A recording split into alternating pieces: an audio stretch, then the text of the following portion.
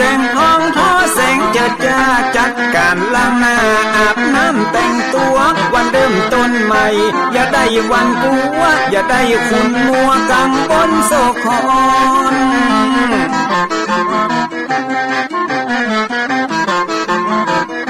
อย่าเอาน้ำคุณมาขังคอนอย่าเอาน้ำฮอนมาลวงหัวใจฮ้อนอ้วมอารมณ์คุณคองมาตอนฮับวันใหม่นี้น้องของ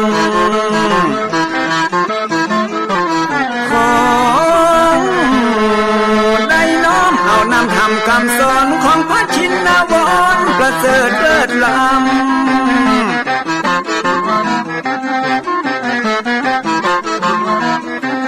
จุงจิตใจฮือออกจากธรรมบ่ฮือด่างดำโศกเศร้ามัวมองแสงแห่งธรรมะนั้นเป็นแสงทองส่องใจเรื่อร้องตึงวันคำเจ้า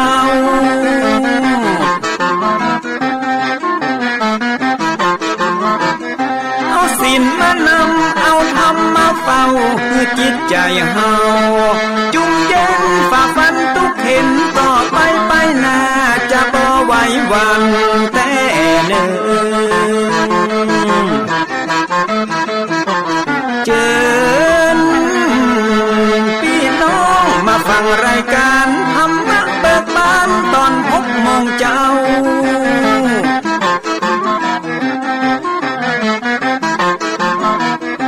ฟังธรรมปืนเมืองอันเป็นแบบเบาท่านพระครูวิสิทธิ์ศีลาพรตั้งใจเจ้าคณะตำบลป่าแดดนอนในเจ้าอาวาสวัดฟังสิ่งคำตนนี้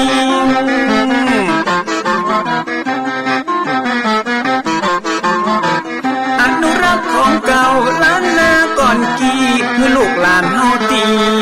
เกิดมาใจกันรักษาของดีเก่าเกลือได้อยู่กู้ถิ่นล้านนาฟังทำแล้วของแถวจิตใจเหมือนป่าอยู่ในนาทีนั้นน้ำ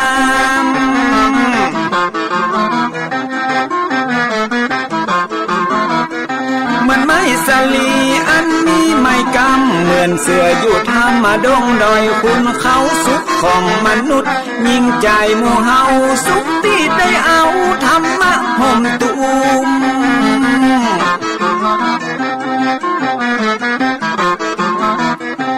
ใจคนใดมีธรรมห่อหุ้มใจคนนั้นจุ่มใจบ้านมันอยู่วิมานเวียงวังจันแก้วบ่มีในเต้าแล้วน้อง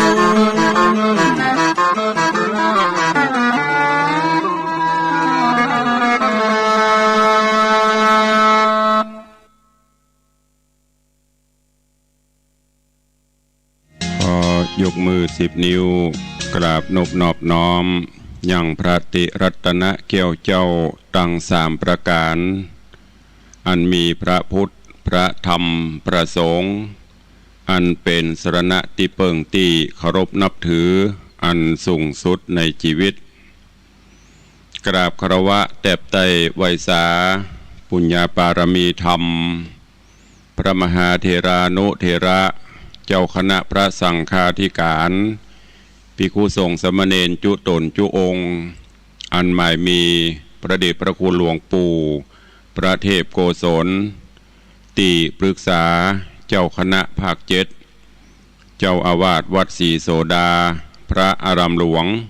ตำบลสุเทพอำเภอเมืองจังหวัดเชียงใหม่พระเดชพระคุณหลวงป่อท่านเจ้าคุณพระเทพปริยัติเจ้าคณะจังหวัดเชียงใหม่เจ้าอาวาสวัด7 ยอดพระอารามหลวงตำบลจ้างเผือกอำเภอเมืองจังหวัดเชียงใหม่เป็นต้นเป็นประธานตลอดจนครูบาสังฆเถระเจ้าภิกขุสงฆ์สามเณรจุตนจุองค์ด้วยความเคารพขอเจริญสุขเจริญปอนญาติโยมศรัทธาสาธุชนติ่นจองห้องวัดจุหนุ่มเท่าใจยิงขอน้อมต้อนรับทุกท่านเข้าสู่รายการมรดกธรรมกำเมืองต่างสถานีวิทยุพระพุทธศาสนาแห่งชาติและสังคม คลื่นเพื่อการศึกษาพระพุทธศาสนาและวัฒนธรรมส่งสัญญาณกระจายเสียงจากวัดฝ่ายหินตำบลสุเทพอำเภอเมืองเชียงใหม่จังหวัดเชียงใหม่ในระบบคลื่นความถี่ FM 104.50 เมกะเฮิรตซ์สถานีวิทยุพระพุทธศาสนาวัดหนองไก่ตำบลสันปะยางอำเภอแม่แตงจังหวัดเชียงใหม่ส่งสัญญาณกระจายเสียงในระบบคลื่นความถี่ FM 99.75 102.0 และ 89.25 เมกะเฮิรตซ์สถานีวิทยุ CM77 วิทยุอินเทอร์เน็ตล้านนาส่งสัญญาณกระจายเสียงในระบบคลื่นความถี่ FM 97.5 และสถานีวิทยุพระพุทธศาสนาจังหวัดเชียงรายส่งสัญญาณกระจายเสียงในระบบคลื่นความถี่ FM 99.50 เมกะเฮิรตซ์ตลอดจนวิทยุชุมชนเสียงตามสายหอกระจายข่าวตามวัดวาอารามตามหมู่บ้านต่างๆที่ครูบาสังฆะท่านเจ้าอาวาสตลอดจนต่างป่อแก่ป่อแคว้นได้เปิดออกลำโพงหอกระจายข่าวเสียงตามสายของวัดวาอารามของบ้านต่างๆเพื่อญาติโยมศรัทธาได้สดับรับฟังกันอยู่ในเวลานี้พร้อมกันนี้เจริญปอนญาติโยมที่ได้ติดตามต่างเฟซบุ๊กเฟซไลน์ต่างเว็บไซต์ต่างๆบอกว่าจะเป็นเฟซบุ๊กของวัดวังสิงห์คำเฟซบุ๊กของ104ธรรมะคลายเครียดเฟซบุ๊กวัดฝ่ายหินเฟซบุ๊กของตันตุเจ้าบ้านนอกทิตะสิโปตลอดจนหลายๆเฟซบุ๊กที่เป็นญาติธรรมในรายการ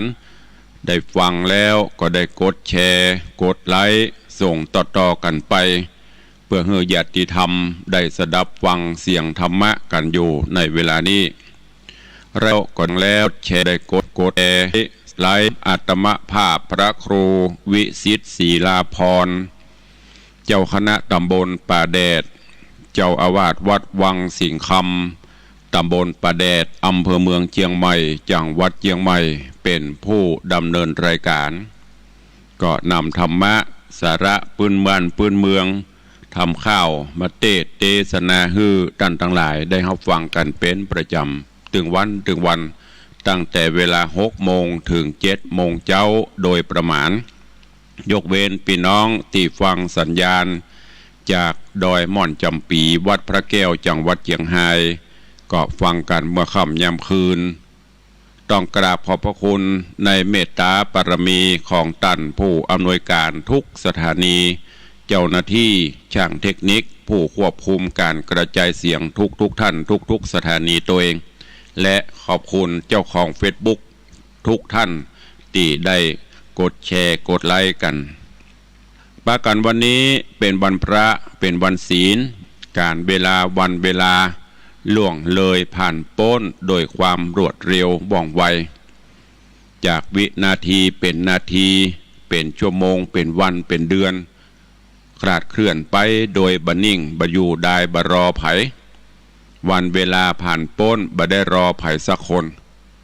ไม่ใช่ว่ารอคนนั้นรอคนนี้ไม่มีวันคำว่ารอไปของเปิ้นเรื่อยๆเพราะฉะนั้นเฮาท่านทั้งหลายจะต้องโดยตามการเวลาฮือตันตื่นเช้ามาก็คิดพิจารณาตลอดจนตรวจสอบในรอบวันที่ผ่านมามีอันใดที่มันขาดตกบกพร่องก็เสริมเติมให้มันดีขึ้นอันไหนที่มันดีแล้วก็เสริมเพิ่มเติมดีขึ้นไปเรื่อยๆวันนี้เป็นวันพระวันศีลทางรายการที่ได้จัดมาโดยตลอดเมื่อวันพระวันศีลมาถึงก่อนที่จะได้ฟังน้ำฟังธรรมก็จะได้เชิญชวนสาธุชนญาติโยมทั้งหลายเข้าเฝ้าองค์พระผู้มีพระภาคเจ้าโดยการไหว้พระสมาทานศีลและฟังพระธรรมเทศนาเป็นลำดับไปโอกาสบัดนี้ใครที่ได้เตรียมขันหรือว่าพานดอกไม้ธูปเทียนไว้ ก็จัดเตรียมเพื่อเรียบร้อยแล้วก็ดังที่ได้บอกมาโดยตลอดว่าวันพระวันศีลถ้าเป็นไปได้เชิญชวนพุทธศาสนิกชนทุกท่านได้นุ่งขาวห่มขาวอันเป็นสีของความบริสุทธิ์ผุดผ่องและพอให้เป็นระเบียบเรียบร้อยที่สำคัญก็เป็นการประกาศให้เจ้าโลกได้ฮู้ได้ทราบว่าเฮาเป็นพุทธศาสนิกชนทุกวันพระทุกวันศีลบอกว่าจะเป็นศีลน้อยศีลใหญ่ถ้าเป็นไปได้อีป่ออีแม่ญาติโยมศรัทธาลูกหลานตันเต้าเยาวชนคนดีใส่ชุดขาวนุ่งขาวห่มขาวก็จะได้เป็นระเบียบเรียบร้อยดูแล้วสวยสดงดงามก้อยๆฝึกกันไปเมินไปมันก็จะชินแล้วก็จะทำให้รู้ว่าโอ้เมื่อถึงวันพระวันศีลนี่ประเทศไทยเฮาหรือทั่วโลกที่นับถือพระพุทธศาสนาปากันนุ่งขาวห่มขาวแล้วลองหลับตาจินตนาการว่าภาพนั้นมันจะประทับใจต่อใดอันนี้ตุลุงได้เชิญชวนและรณรงค์มาโดยตลอดเนอะวันพระวันศีลเตรียมขันข้าวตอกดอกไม้ถ้าไปวัดได้ก็ไปวัดไปวาไปใส่ขันข้าวตอกดอกไม้ส่งสาเข้าสาบาตรทำบุญตักบาตรประพฤติวัดปฏิบัติธรรมไปบ่ได้ก็อยู่บ้านอยู่จองนบไหวสาเอาเนอะโอกาสบัดนี้เชิญทุกท่านเข้าเฝ้าพระผู้มีพระภาคเจ้าพร้อมกันนะโอกาสบัดนี้อิมินาสการเรนะพุทธังอภิปูชยามะอิมินาสการเรนะธัมมังอภิปูชยามะอิมินาสการเรนะสังฆังอภิปูชยามะอะระหังสัมมาสัมพุทโธภควาพุทธังภควันตังอภิวาเทมิสวาคาโตภควตาธัมโมธัมมังนะมัสสามิสุปฏิปันโนภควโตสาวกสังโฆสังฆังนะมามิหันธรรมยังพุทธัสสะภควโตบุพภาคณมกาลังกะโรมะเสนะโมตัสสะภะคะวะโตอะระหะโตสัมมาสัมพุทธัสสะนะโมตัสสะภะคะวะโตอะระหะโตสัมมาสัมพุทธัสสะนะโมตัสสะภะคะวะโตอะระหะโตสัมมาสัมพุทธัสสะอิติปิโสภะคะวะอะระหังสัมมาสัมพุทโธวิชชาจรณะสัมปันโนสุขโตโลกวิทูอนุตตโรปุริสะธัมมัสสารถิสัทธาเทวะมนุษสานังพุทโธภควาติสวาคาโตภควตาธัมโมสันทิฏฐิโกอากาลิโกเอหิปัสสิโกโอปนะยิโกปัจจตังเวทิตโปวินยูหิติสุปฏิปันโนภควโตสาวกสังโฆอุชุปฏิปันโนภควโตสาวกสังโฆยายะปฏิปันโนภควโตสาวกสังโฆสามีจิปฏิปันโนภควโตสาวกสังโฆยะทิทางจัตตาริปุริสายุคานิอัฏฐปุริสาปุคลาเอ เอสะภะคะวะโตสาวกสังโฆอาหุนยโยปาหุนยโยทักขินยโยอัญชลีกาลนิโยอนุตตรังปุญญเขตังโลกัสสาติได้ไหวพระนบธรรมจุ่มอกเย็นใจแล้วตอนนี้ไปตั้งอกตั้งใจสมาทานหับศีลเนอมะยังพันเตติสาลาเนนะสังหาปัญจสีนิยจามาตุติยัมปีมะยังพันเตติสาลาเนนะสังหาปัญจลานิยจามาตติยัมปีมะยังพันเตติสาลาเนนะสังหาศีลานิยจามานะโมตัสสะภะคะวะโตอะระหะโตสัมมาสัมพุทธัสสะนะโมตัสสะภะคะวะโตอะระหะโตสัมมาสัมพุทธัสสะนะโมตัสสะภะคะวะโตอะระหะโตสัมมาสัมพุทธัสสะนะโมตัสสะภะคะวะโตอะระหะโตสัมมาสัมพุทธัสสะนะโมตัสสะภะคะวะโตอะระหะโตสัมมาสัมพุทธัสสะนะโมตัสสะภะคะวะโตอะระหะโตสัมมาสัมพุทธัสสะพุทธังสรณังคัจฉามิพุทธังสรณังคัจฉามิธัมมังสรณังคัจฉามิธัมมังสรณังคัจฉามิสังฆังสรณังคัจฉามิสังฆังสรณังคัจฉามิตุติยัมปิพุทธังสรณังคัจฉามิตุติยัมปิพุทธังสรณังคัจฉามิตุติยัมปิธัมมังสรณังคัจฉามิตุติยัมปิธัมมังสรณังคัจฉามิตุติยัมปิสังฆังสรณังคัจฉามิตุติยัมปิสังฆังสรณังคัจฉามิตติยัมปิพุทธังสรณังคัจฉามิตติยัมปิพุทธังสรณังคัจฉามิตติยัมปิธัมมังสรณังคัจฉามิต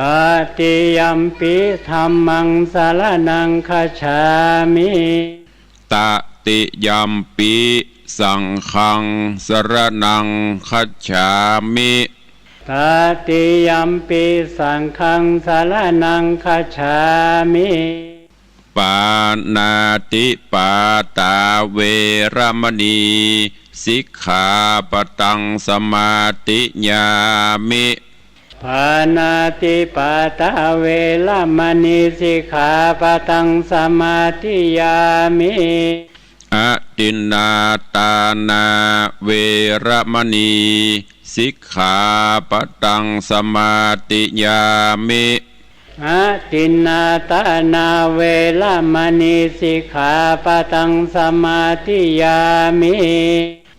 กาเมสุมิจฉาจาราเวรมณี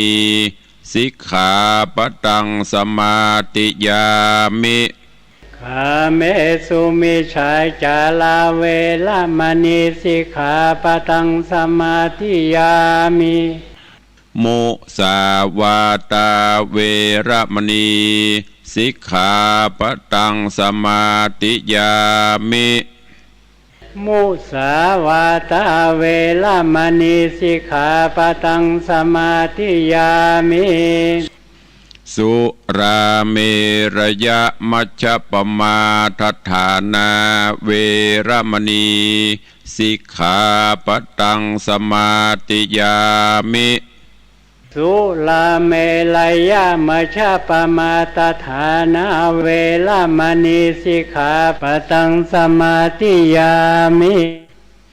อิมานิปัญจสิกขาปทานิสีเลนะสุขติงยันติสีเลนะโภคสัมปทาสีเลนะนิพุติงยันติ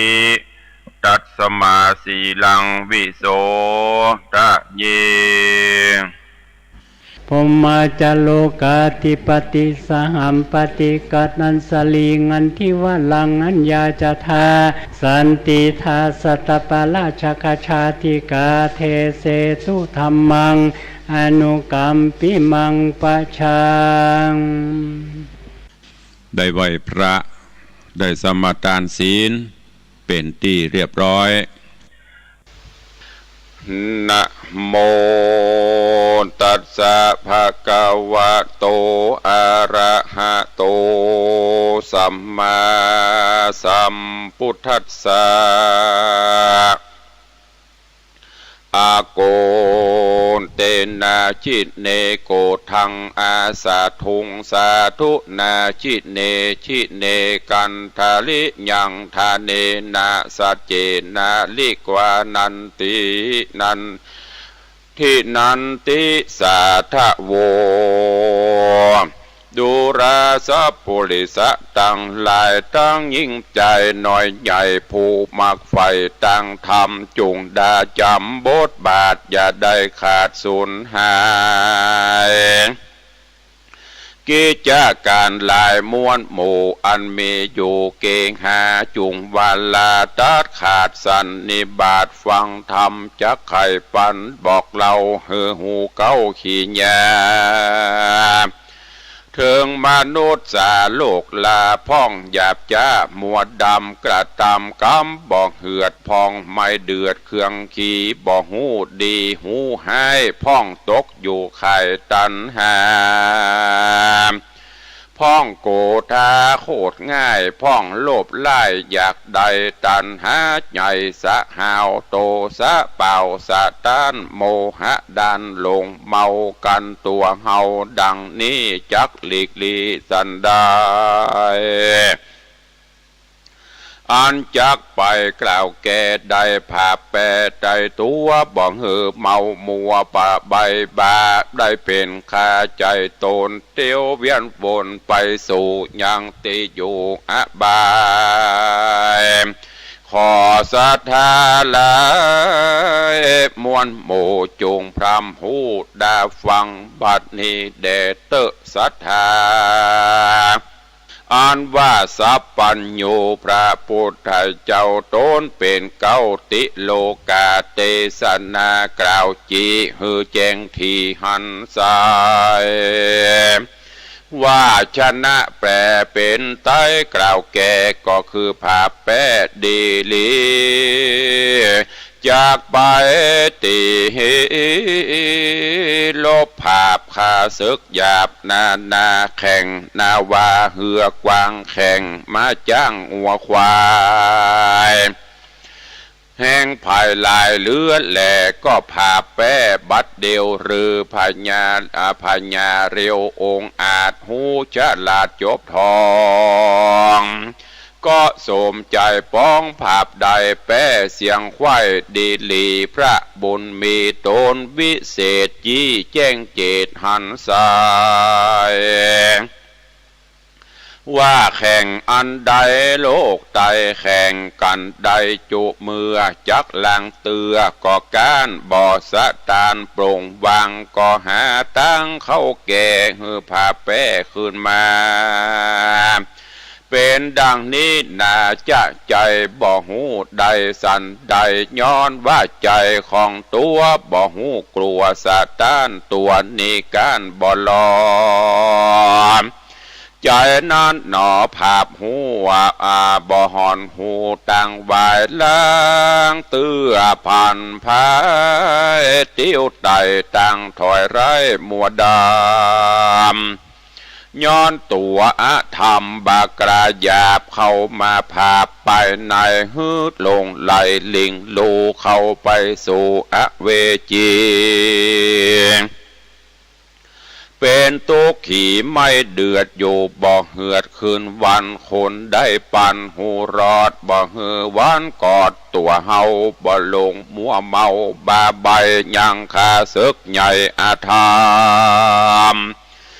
จากสุกนำจื่นจอยบอดตามก้อยมองขี่ข้าศึกมีนั่นโสดคือตัวคิ้วโคดโกธาโตสะนาแถมเล่าโมหะเศร้าตัวร้ายโลภะป้ายมัวดำตั้งตันหาน้ำกระยาบเข้ามาภาพราวีแอวกวนควีละลาดอยู่บ่ขาดคืนวาน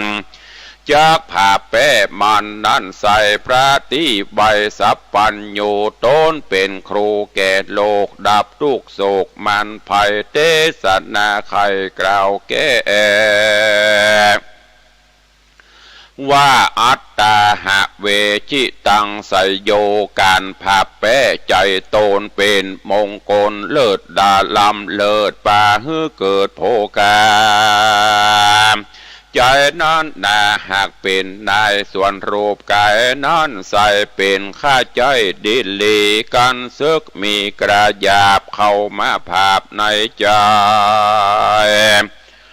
หรือมีคนมาคอยต่อตาถามลาบสาฟันแต่งเป็นกำแข็งดันยอจะแจ้งปอดนานาบอกโกท่าโคดกราโตสะหยาบจ้าตัวหานป้าฮือมาปานของได้โอจะไว้สันดีแม้นจักมีคนบาปใจกระยาบกาลีมาบุบตีถูกต้องใจแห่งห้องกาญาบอกโกท่าโคดให้ตีตอบคลายกับตีตอบสายกำใดเต้าอดใจตั้งมานาเกิดจอดด้านไปยาวบ่อสะหาวสวกราว่าคนต่อตากับเฮามีพระญาเบาลำหมอกกึดบ่ออกใจตานตัวแห่งมันนั่นใส่เป็นคนถอยไล่ปาลามันจริงมาแจ้งป้อยบุบตีต่อยกับเฮาโอดบันเตาไว้ได้บ่มาดไม่มัวดำเอาขันติธรรมจองหอยนับถึงร้อยปันโหนดับจิตตนไว้มันบ่ไหววันไปมาอันโกธานี้เล่าหากเป็นเก้าป่าวายคนยิ่งใจโลกไตจักมนไม่มองผ่านเสียวงวานปอแม่มีดแก้วแก่สหายคามเมตนาน้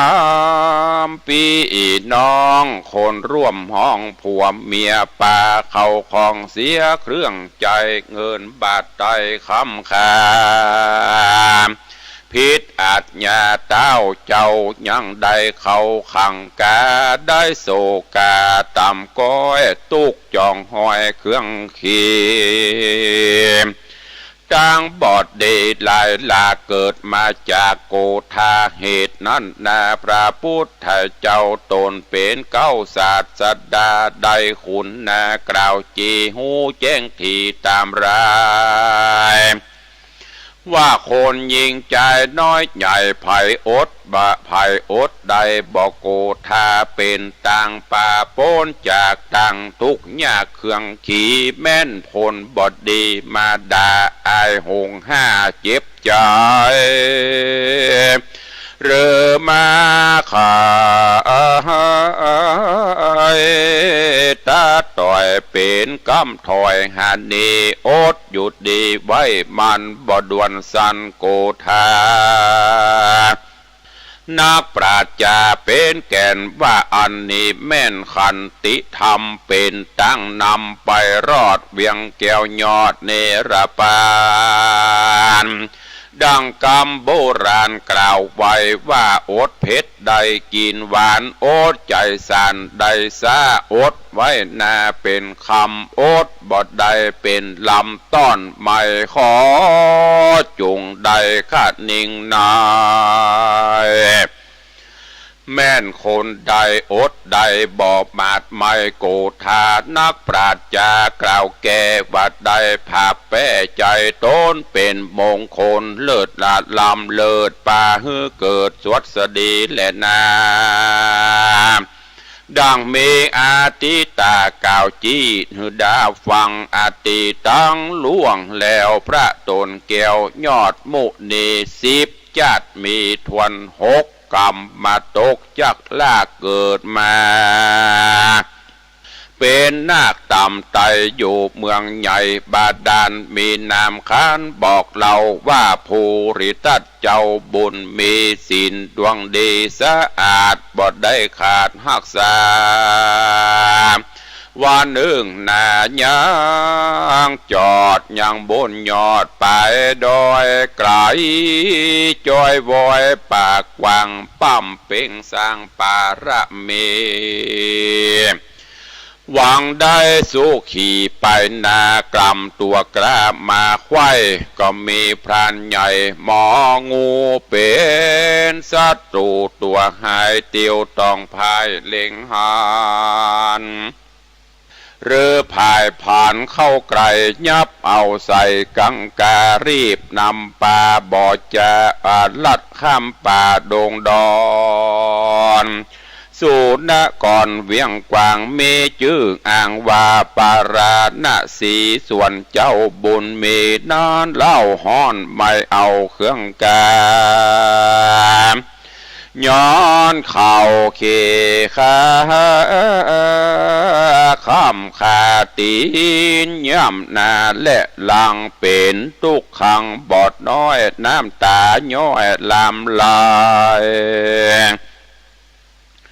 เจ้าโอดใจมักอาโสดบอกคิวโคดมาบอกฮือคิวโคดมาปานกันโกทหารไม่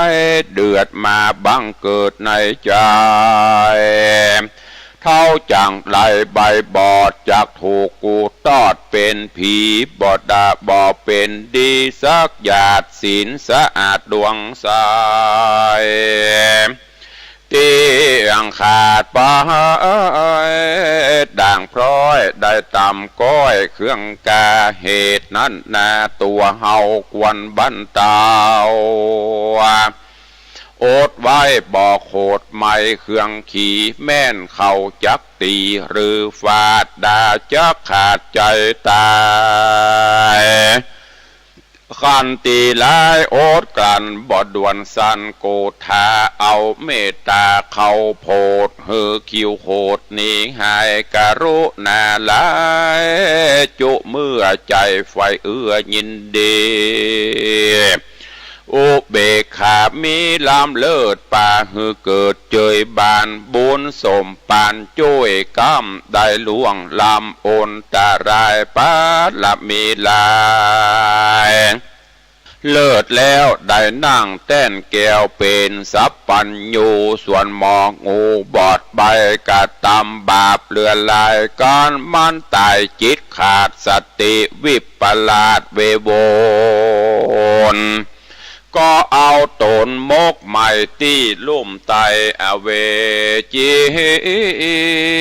เป็นทุกขีไม่เดือดอยู่บ่เหือดคืนวันและนาแถมประการหนึ่งใส่คนน้อยใหญ่ยิ่งใจโลภะลายเกิดตองในแห่งห้องสันดานมันเป็นมันตัวให้ลงมา ลงอยู่ไข่อาณาเนียปาราบอดใบโลภอยากใดของเขาลงมัวเมาบอกขาดตันหาปาดบังอามมืดมัวดำถอยร้ายไฟเอาไม้เผาใจหืดหลงลายข้ามเจ้าฮ้อนไม่เอาคืนวันไฟบ่มีควันแต่ใสแต่ฮ้อนไม่เหลือแห้งฐานไฟแดงว่าฮ้อนนักหน่วงคอนเหลือหลายถูกต้องกายคนเฮาฮ้อนบ่เบานักแก่หากฮ้อนแต่หัวตีเอายาดีเข้าใส่ฮ้อนแสบไม่ก่อนนี้หายส่วนตันหาหลายนั้นใส่ฮ้อนเอาไม้นำนาบ่สั่งซาสักเตื้อไม่จุเมื่อคืนวานจักภายพันจักผ่าเป๊ะมันดันเราจูงตัดลากเงาหัวตีตัดตันหามีจิเลสตัวเก่าเหตุนำป่าบ่ฮือมาอยู่ไกลฮือเผาเอาไม่ไปในกันมันจังไรตัวถอยมาจองหอยได้ตนจิตกังวลอยากได้จุงเฝ้าไล่มันนี้กันตันหามีเกิดตองในแห่งห้องหัวใจรีบเรียวไวห้ามไว้อย่าเหือใดมีมานักปราชญากล่าวแก่ว่าเฮาพาแป้ใจตัวบ่เมามัวลายหลากได้พ้นจากต่างผ่านแถมประการหนึ่งใส่คนหน่อยใหญ่ยิ่งใจโมหะลายถูกต้องในแห่งห้องอินทรีย์จิตบอดดีปั่นบาปาเป็นฟ้ามัวดำบ่หันทำวิเศษย้อนกิเลสบังตาไฟตันหากรรมสะเอาราคะเอาตังจะจักอยู่ในลุมร้อนนักหน่วงคอนนำนาดังดอยปับปัตตานอนใส่เต่งนิบไว้ดีลีพระมุนีตนวิเศษจี้แจงแจงจิตหันกลายเตสะนาไข่กล่าวแก่ฮือผาแป้ตัวมันฮือได้พันมวยมอดบ่ฮือรอดขึ้นมาโลภะนาทวนทีมาหุ่มหีใจเนวใจนั้นเหลวอยากได้ของน้อยใหญ่เข้ามาจุงมีศรัทธายังเชื่อใจไฟเอื้อยินดีเข้าของมีสละออกเอาทำฟอกไปนายคือตานจะไปจะใจผาแป้ควายศัตรูอันมาจูมากนาหือมันกวาดลานีราคะมีหลายอะไรแลมารุมแผ่ในใจไล่หนีกระอย่าจ้าอย่าเป็นข้าตัวมันตันหาวันจองห้อยจากตามก้อยเครื่องขี่กันเฮาข้าการราคะมีถอยไล่ก็จักได้เครื่องกาการโกรธทาคิวโคจักมีโตดหลายประการโตสะหันมาเข้าจากมืดเศร้ามัวดำโมหะนำลิงข้ออ่อนจากลุ่มร้อนปานไฟกวนนี้ไกลอยากไกลบ่หือมันได้มีมาและนาตาสมาสาทะโบเหตุนั้นใส่คนน้อยใหญ่ยิ่งใจแม่นใจหมายไฟหอยใครชื่นจ้อยสวัสดีได้สุขีจัดนี้หรือตายจากนี่เมืองโคนนาได้เกิดโบโฮโอโฮจันฟ้าจูงโอดโคดกระอา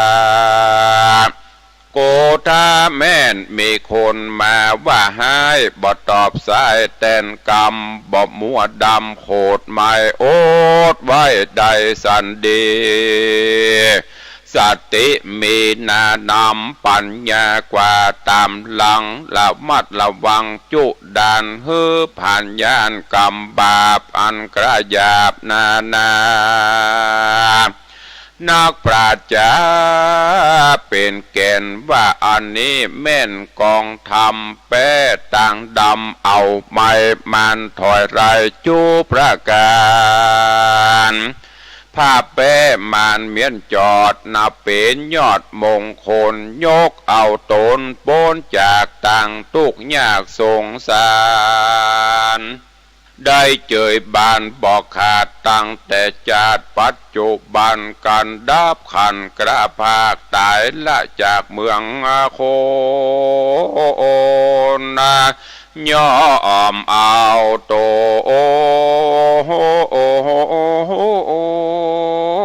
ไปเกิดจานฟ้าเลิศเมืองสวร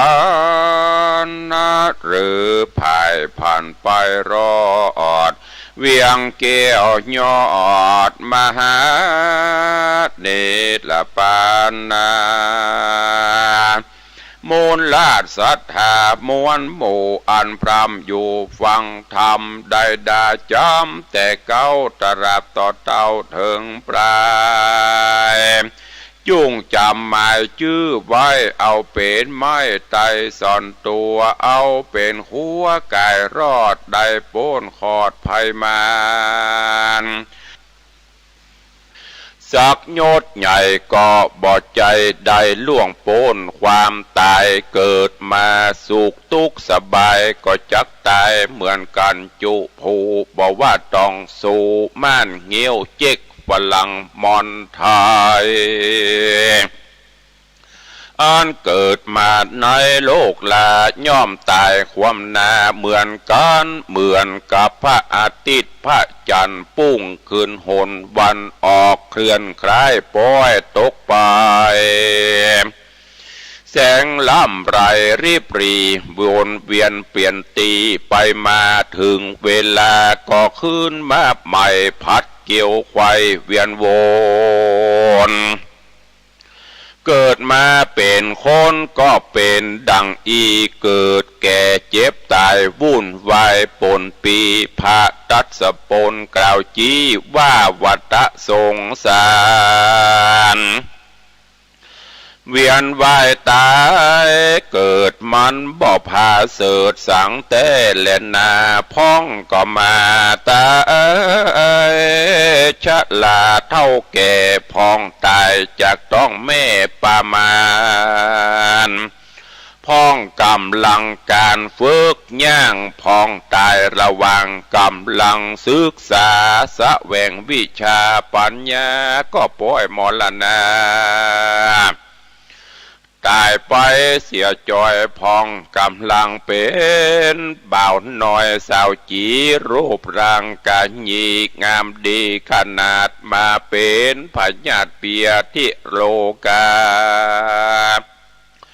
ลวดมรณาตายไปพรากนาพ่อแม่พี่น้องลุงอาหน้าปาโศกเศร้าแต่นาเงามองมีน้ำตานองไหลลงอาบนามัจจุราตัวกรามันบ่ตรองนาภัยสักคนบอกว่ามีจนบ่หับสินบนกับภัยสักผู้บางพ้องจืนสู่มีเบี้ยมีเงินบ่คัดบ่เคินเปิ้นยืมเปิ้นกู้เก็บไว้ในตู้เป็นแสนเป็นหมื่นจักเอายกยื่นเฮือพญาโยมมราชาขอแลกไข่จีวาฮือยืนยาวปลายหน้ามันก็บอดยินดีเป็นเศรษฐีมีเงิน100 ล้านก็ยังมวยมางตายไปบ บอกว่าอยู่ที่ไกลในบ้านในภาษาทอยู่ตึกวิลาศโองอาหลังงามบ่อาจห้ามปรามความตายไว้ได้มาระนังอันว่าความตายนี่ใส่แม่นพระมุนีเจ้าหนอทาสัพปัญญูตนเป็นครูแก่โลกก็ยังลาลับโลกนิพพานไปเป็นพระจอมไตรตนวิเศษปกป้องเพศภัยมารมีบุญสมปานเป็นเจ้าฟ้าก็ยังไหวนาดับขานอยู่บนสวรรค์แหล่งลามันก็ไล่คาราวีมีอินตาพรหมยมพระราชครุฑนาคน้ำนาคีตนมีฤทธิ์ที่เรื่องเดชก็บ่พ้นเขตความตายมีความแตกสลายเป็นที่สุดแต่เล็ดนาแถมประการหนึ่งนัดนาเป็นอาการละมรณาอายุติคามาหมดหดสันบ่ถึงขีดคันจากมุ้ยเมื่อมอนตามคำสอนพระบาทตามธรรมสอนพระพุทธเจ้าตรัสกล่าวไว้ว่ากรรมมุนาวัตติโลโกดังนี้พระกล่าวจีวสัตว์โลกย่อมเป็นไปตามกรรมกรรมจักนำจ่องหอยเฮือเรียบร้อยดีงามเฮือเลี้ยวสามตำจะฮือความนาหนอวามวายสุขสบายทุกยากเพราะกรรมมาวิบากปามาบุพจาตก่อนสร้างความเลือดร้อนสร้างความเดือดร้อนมากลวงลายกรรมบอกหายคืนตอบทำดีได้จอบคือความสุขความทำความชั่วได้ตุกอนาทรฮ้อนไม่เหมือนวานพืชไว้ถั่วเต้าแต่งงาผลตีออกมาเป็นถั่วงาแต่งเต่าอุปมาเนเหลาสันใดอุปไมยกรรมเป็นดังเดที่ได้เทศนามาบัดนี้นะมูลลาดศรัทธาที่ มูลลาดศรัทธาที่คนเฮาบ่ฮู้เรียกว่าอนิมิตธรรมที่เขาครอบงำสัตว์โลกบ่ฮู้ทุกโศกโศกาข้อหนึ่งนันนาชีวิตความเป็นอยู่ต่างจื่นสู่เจยบานสุขสำราญค่ำเจ้าบ่โศกเศร้ามองเงามีเขาของเหลือใจดูตั้งใดเตตานบ่ทุกพรานเดือดไม่ขัวเครื่องใจโถมทองทรัพย์สิ่งของมากปอมีตึงล้อรถยนต์มีคนสรรเสริญเยินยออยู่ไปบ่ปอเมินชิบหายไว้เสียงหน้า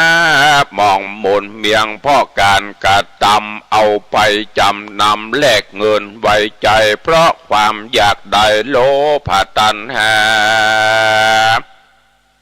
ถูกอวิชชาปิดบังห่อหุ้มใจป่าใจเปิ้นบอกกุมเป็นนี่เป็นศีลเลยเป็นกวงเบาเวนแปดเปียงดังบาย้อนบอกกึดหลังระวังไปนะมากตกต่ำจ้าที่ลนจะไปโทษบุญบ่อนนุนจ้วยกรรมลงต่างโลกล้ำมักลืมตัววันนี้ยังใครหัววันพูกนอนร้องไห้เปิ้นสอนสั่งไว้แน่นอนสัจจาง เป็นสัจธรรมพระพุทธเจ้าขอ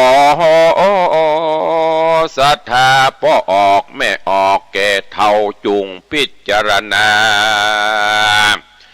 ตั้งฝูงเอาอาเด็กขานุ่มหน่อยองค์พระยอดซอยว่าอนิมิตธรรมฮือกวนโจดจำน้อมนำกราบไหว้ขอ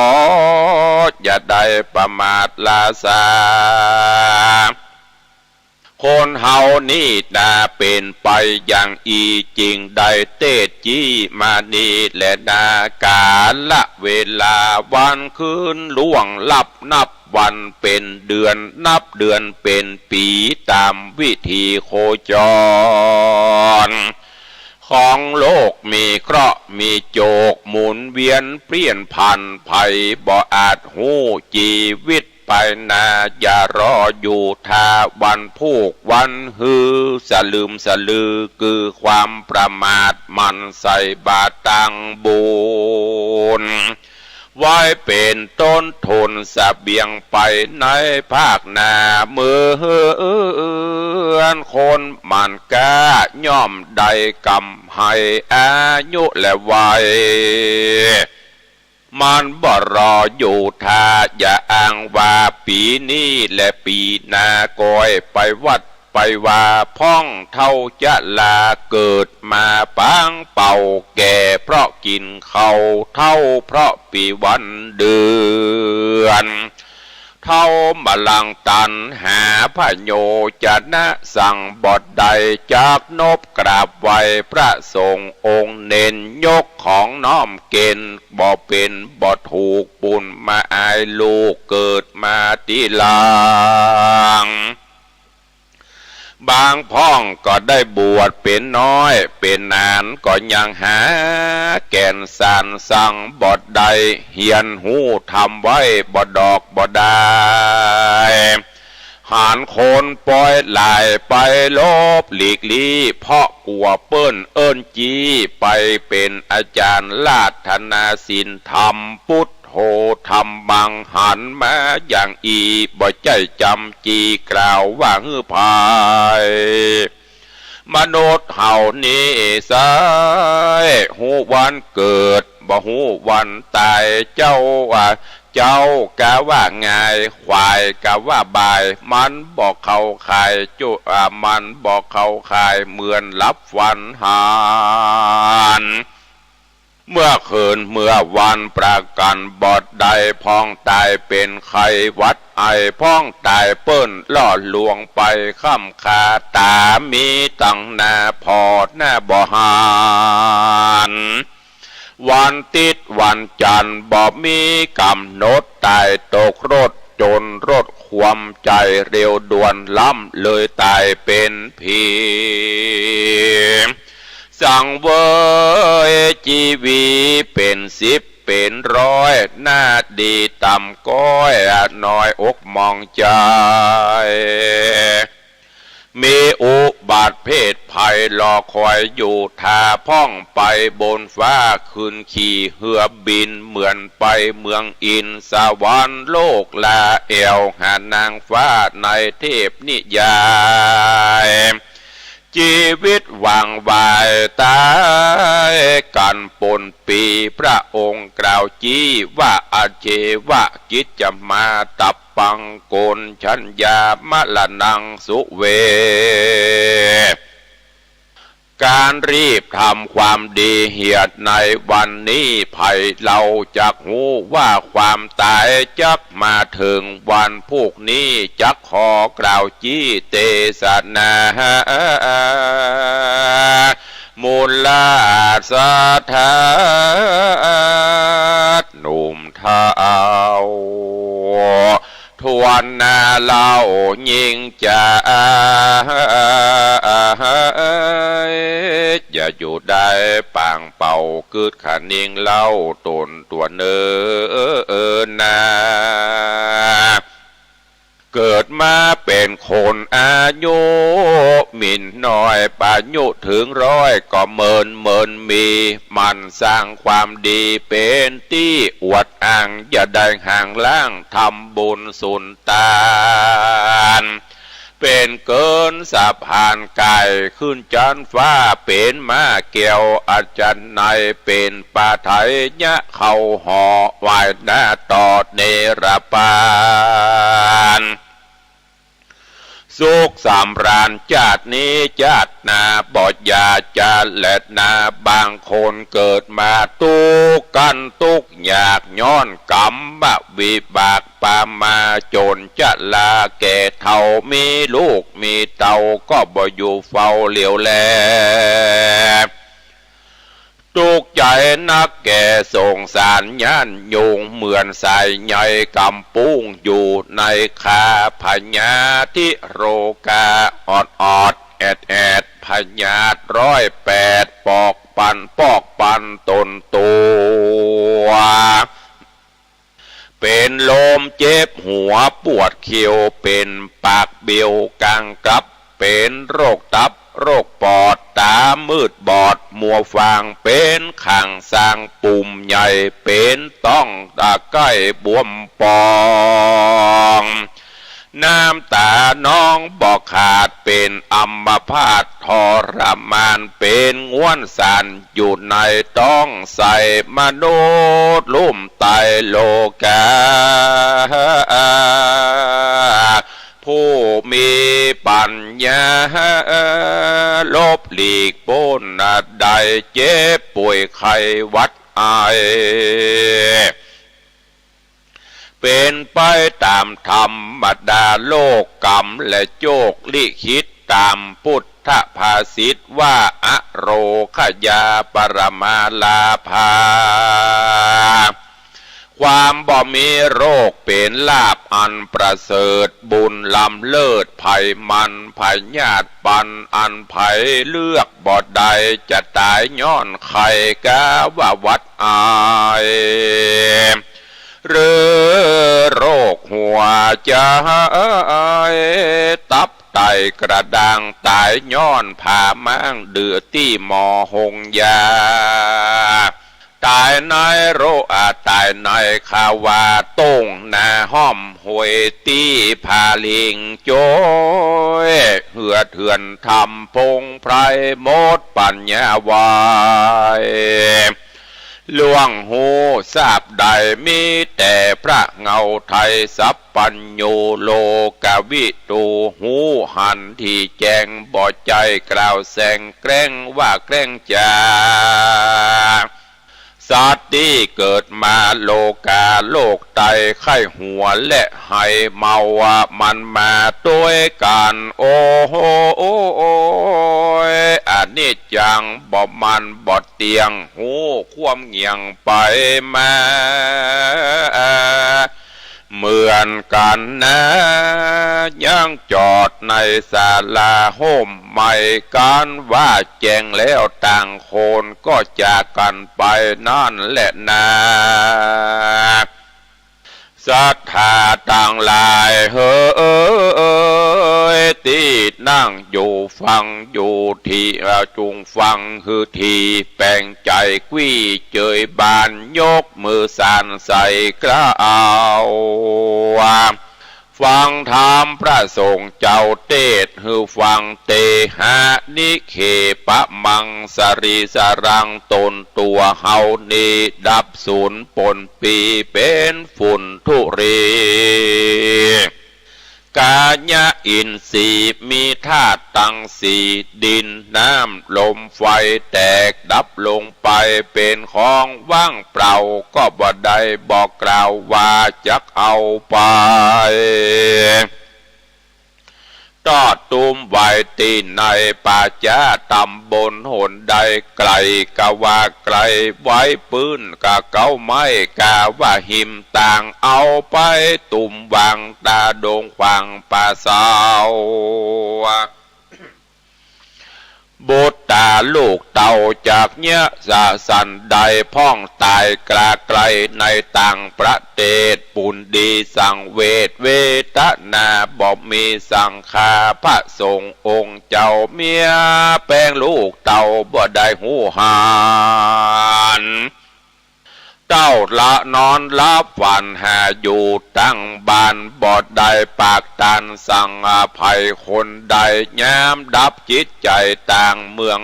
ต่างดาวให้กันสาวอยู่บ้านกองหาอนิจจาวัฏสังขาราสังขารนี้นะบ่หนิมเตียงมันเพราะเหตุนี้นั่นอย่าได้มัวเมามัวลงโลกลืมตายลงกายลืมแก่ลงเมียลืมลงผัวเมียลืมพ่อแม่ลงเข้าของสมบัติหรือลืมพระพุทธศาสนาลงตัณหาลืมบุญลืมบาปจิตใจกระหยาบบอกกลัวบาปกลัวธรรมล่วงศีลนอกธรรมวัดว่าบอกไกลยามเจ็บเป็นป่วยใครไกลหมอละนาจริงก็ตึงหาพระสงฆ์องค์เจ้าพุทธนี่แต่เรามีแต่บัญชีมันหากตึงมีดังกล่าวมานี้แต่แลนาคติมากาตีไปเบื้องหน้าเหาะยามตายภาคหน้าเมืองคนแล้วแต่กุศลผลบุญได้สร้างจิตใจสวยลางมาละมนทินเป็นผู้มีศีลข่าวใสสะอาดบอดใดประมาททำบุญฮืดดันตามพระภูบาลกล่าวไว้ว่าจิตเตนะอาสังกิริเทสุขติปฏิกังขาผู้จักไปถึงสุขติใดก็เพราะมีศีลทาจิตใจบ่เศร้ามองสุขติสวรรค์เป็นอันหวังไปใดจิตใจหม่นไม่จักใดไปสู่อบายบ่มีความละอายต่างบาปมีใจฮึกหยาบเศร้ามองบ่หูกองอันพิษถูกใจพันผูกแต่อกุศลย่อมจักส่งผลไปเกิดในกำเนิดอบายภูมิเหมือนไฟสุ่มทารุมห้อนไม่ตามภาษิตว่าไว้ว่าจิตเตสังกิริเททุกขติปฏิกังขาเมื่อจิตใจเศร้ามองทุกขตินรกเป็นอันไปใดตัดสามาเหตุนั้นใส่มนุษย์โลกใดยิ่งใจอย่าได้เสียดายตรณีหุ่มหีทรัพย์ลวงลายเป็นของนอกกายตายแล้วละเอาตัวไปบ่ได้จะขะนำออกใจเป็นของทานจักเป็นปริวันตัวพอเป็นสเบียงห่อตัวต่างนามากาต่างไปสู่เวียงแก้วพาผ่านแผ่วว่าเป็นทรัพย์ไปในเกิดปัญญาสายหูหันแจงทีหูถูกที่กองทำหูตั้งดำมืดเศร้าหูดังนี้เราเรียกว่าคนดีบ่อยาจะเล่นนานิติตังขีญาอันเตสนายังปะกินกะธรรมบากะทาวัตะสงสารก็บังโกมโสมเรศสะเดชวันนี้ได้นำเอาพระธรรมเทศนาเกี่ยวกับเรื่องวัฏสงสารคือการเวียนว่ายตายเกิดของสิ่งมีชีวิตหรือมนุษย์โลกเมืองคนเฮานี้มาอุจาเทศนาฮือท่านทั้งหลายได้รับฟัง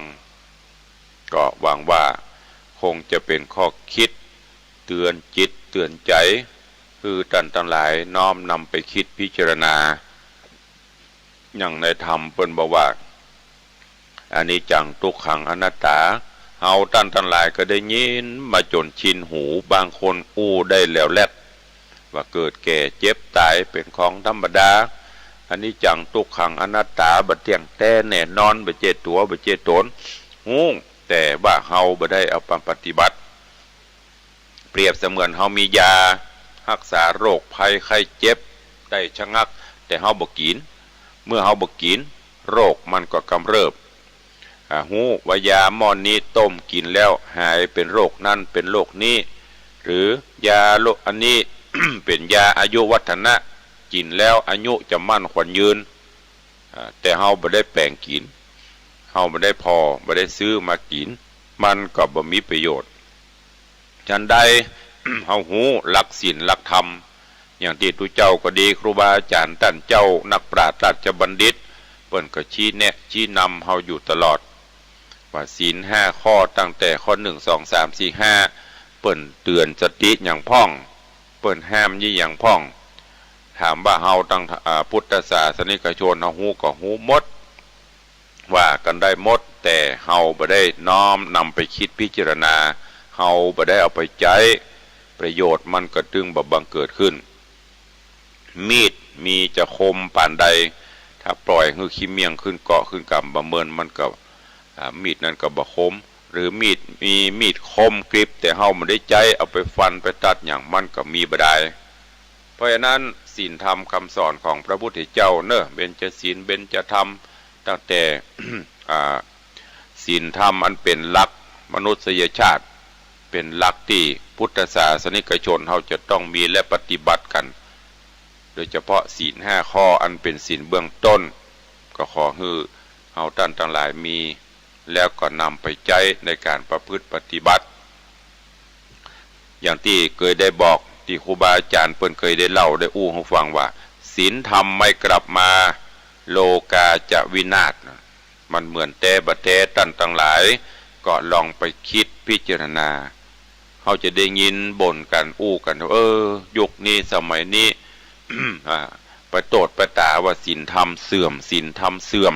จริยคุณธรรมจริยธรรมเสื่อมท่านทั้งหลายสิ่งเหล่านี้บัดเสื่อมจากโลก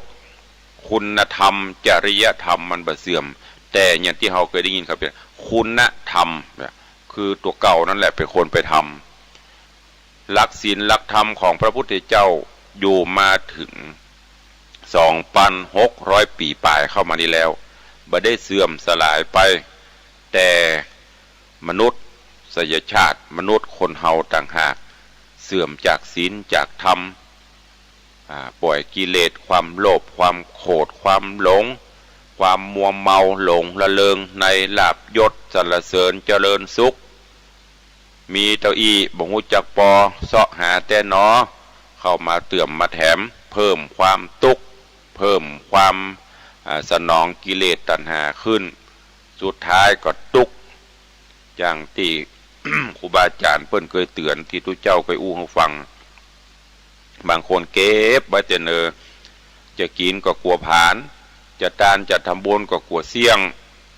เก็บไว้จนบ่กินบ่ผานลาบลาเจ็บออดๆแอดๆซื้อยามากินเหียหงยาก็บ่เข้าหงยาก็บ่ไปบ่ปบบ่ปะหมอที่ไหนได้ปลดเกษียณหรือว่ายังบ่ทันเกษียณ58 59โรคภัยเข้าลุมเล้าสตางค์ที่เก็บเอาไปยุกไปยาตัวเก่าหมดเพราะทรมานสังขารบางพ่องทำงานหามรุ่งหามค่ำบ่พักบ่ผ่อนก็หวังว่าจะสุขสบายไปหน้ามีแล้วใครมีแหมที่เฮาหันประโยชน์หลายๆที่เฮาหันหลายๆท่านหลายๆคนหลายๆเพราะนั้นก็เลยเอามาเตือนสติเนอะคือญาติโยมทั้งหลายร่างกายก็พักผ่อนพ่องมีเงินมีทองก็กินเปิ้นกินได้กินเปิ้นตานได้ตานเปิ้นไปได้ไปก็เอาละไม่ต้องไปหวังมันไม่มีเปิ้นหมื่นล้านแสนล้านอย่างเปิ้นยิ่งมีนักก็ยิ่งตุกนักมีบัดถ้าว่าเป็นหมื่นล้านน่ะมอกสัก 2-3 ล้านนี่ก็จะตุกนะกูจะเอาไปไว้ที่ไหนจะเอาไว้ที่หั่นก็กลัวขโมยจะเอาไว้ที่นี่ก็กลัวจะเอาฝากธนาคารกลัวธนาคารล่มเนี่ยเป็น power เป็นวิกลวิการจริตออกไปกับอันนี้ไปอย่างกับกลัวเปิ่นมาคุบมาจริงเอาแหมเนี่ยเพราะว่ามันมีกิเลสตัณหาเข้ามา เพราะฉะนั้นคือยึดหลักธรรมคำสอนเนอพระพุทธเจ้าเปิ้นสอนไว้จะไปเปิ้นก็เอามาอู้มาจาแนะนำเล่าหรือว่าเทศบรรยายให้ท่านทั้งหลายได้รับฟังกันก็ที่สำคัญดังที่ได้บอกฟังแล้วเก็บแล้วเอาไปคิดพิจารณาและสุดท้ายเอาไปปฏิบัติมันถึงจะบังเกิดขึ้นได้วันนี้เวลาหมดเวลาลงแล้วก็ขอฝากธรรมะเล็กๆน้อยๆนี่คือญาติโยมทั้งหลายเนอะเอาไปคิดพิจารณาแล้วก็เอาไปใช้ในการดำเนินชีวิตประจำวันขอความสุขสดสดีจงบังเกิดมีกับครูบาอาจารย์ท่านเจ้าพอออกไม่ออกศรัทธานาบุญพุทธศาสนิกชนทุกท่านอยู่เย็นเป็นสุขจุ่มเนื้อเย็นใจสุขภาพพระนามัยสมบูรณ์แข็งแรงเหมือนกันจุตนจุองค์จุผู้จุโคนเนอร์จัตตารโอธรรมาวัตันติอยุวันโนสุขังปะลัง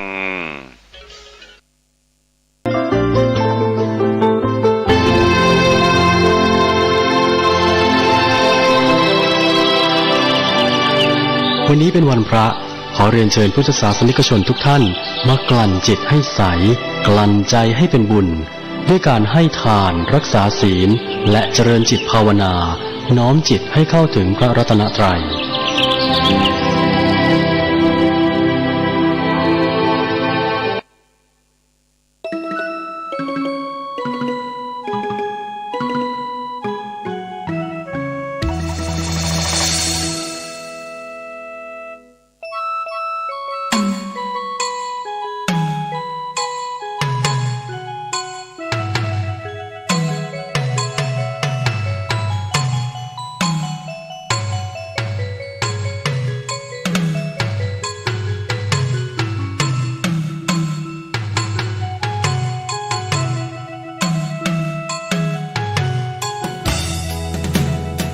วิสาขบูชาเพ็ญ15 ค่ำเดือน 6พอดี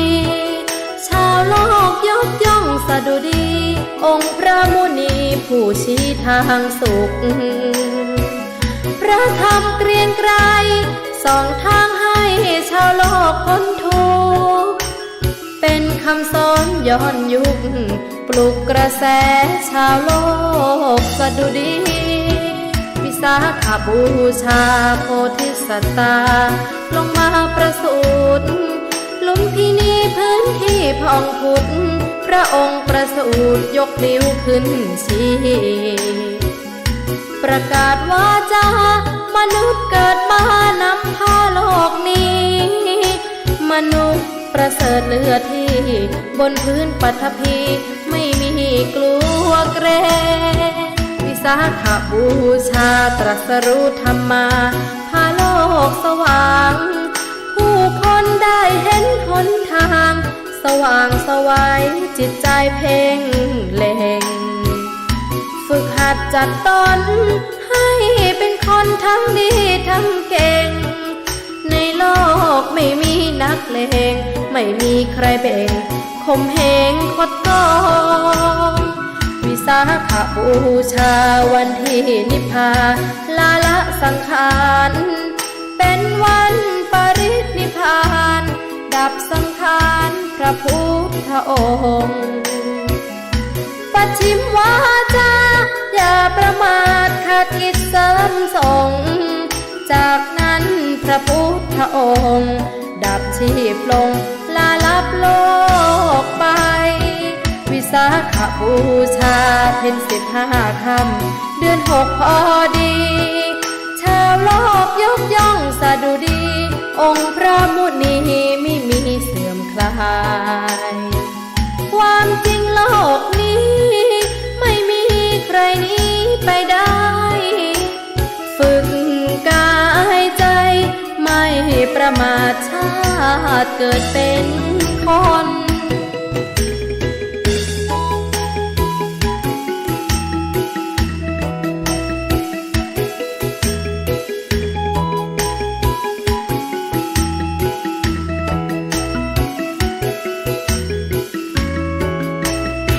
วิสาขบูชาเพ็ญ15 ค่ำเดือน 6พอดี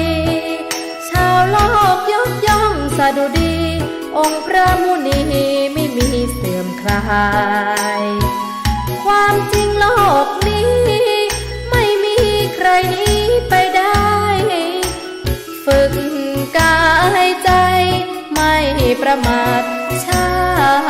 ดเป็น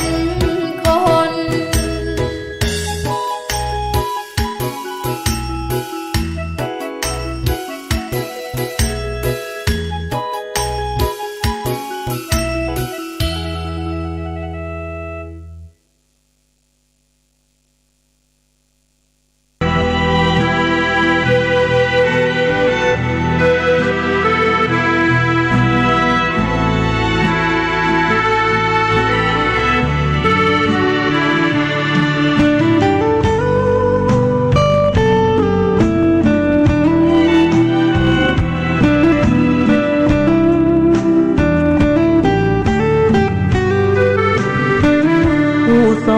คุณเลิ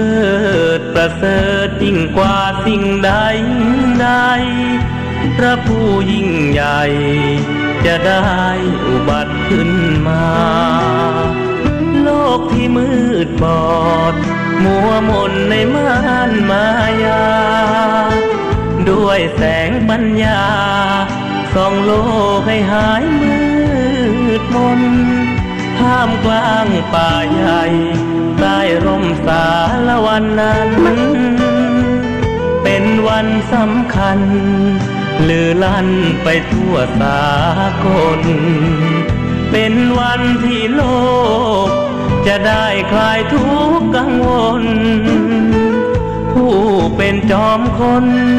ได้ทรงอุบัติขึ้นแล้ว วิสาขบูชา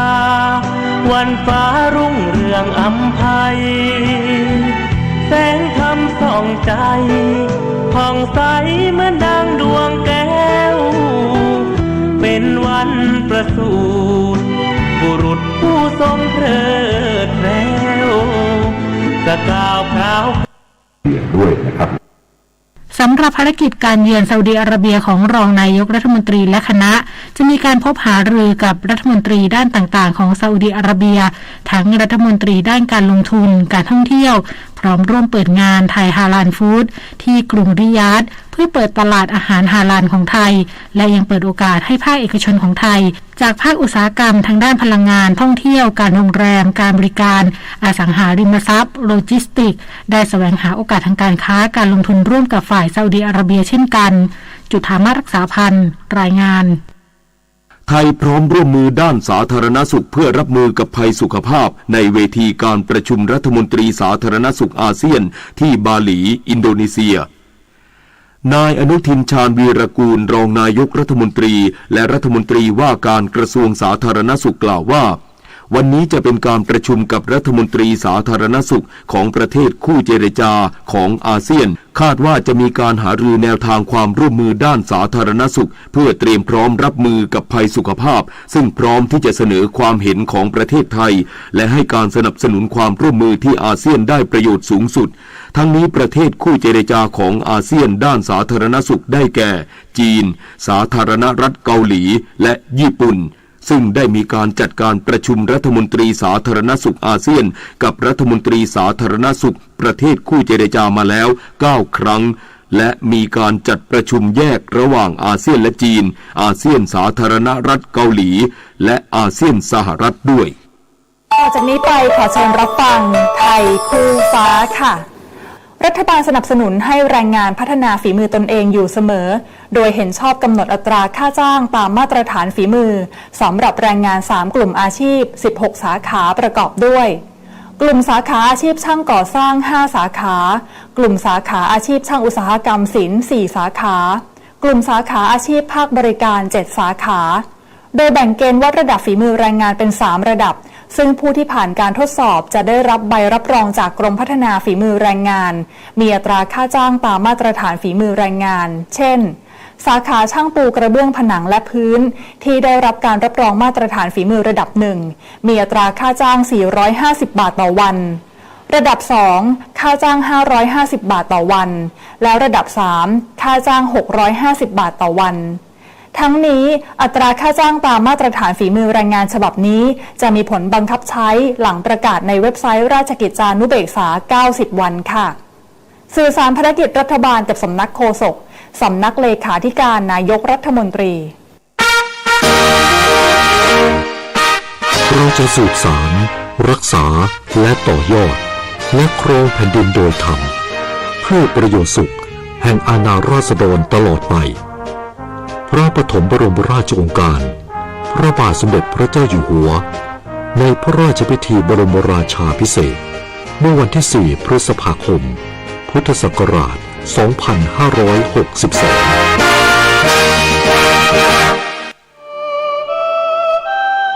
ชีวิตมนุษย์มีสุขมีทุกข์ดีใจเสียใจผ่านอุปสรรคและปัญหามากมายในแต่ละวันสงบนิ่งแล้วย้อนมองตัวเองวันนี้วันพระน้อมนำธรรมะสู่ชีวิตเตือนสติคนไทยทั้งชาติสถานีวิทยุกระจายเสียงแห่งประเทศไทย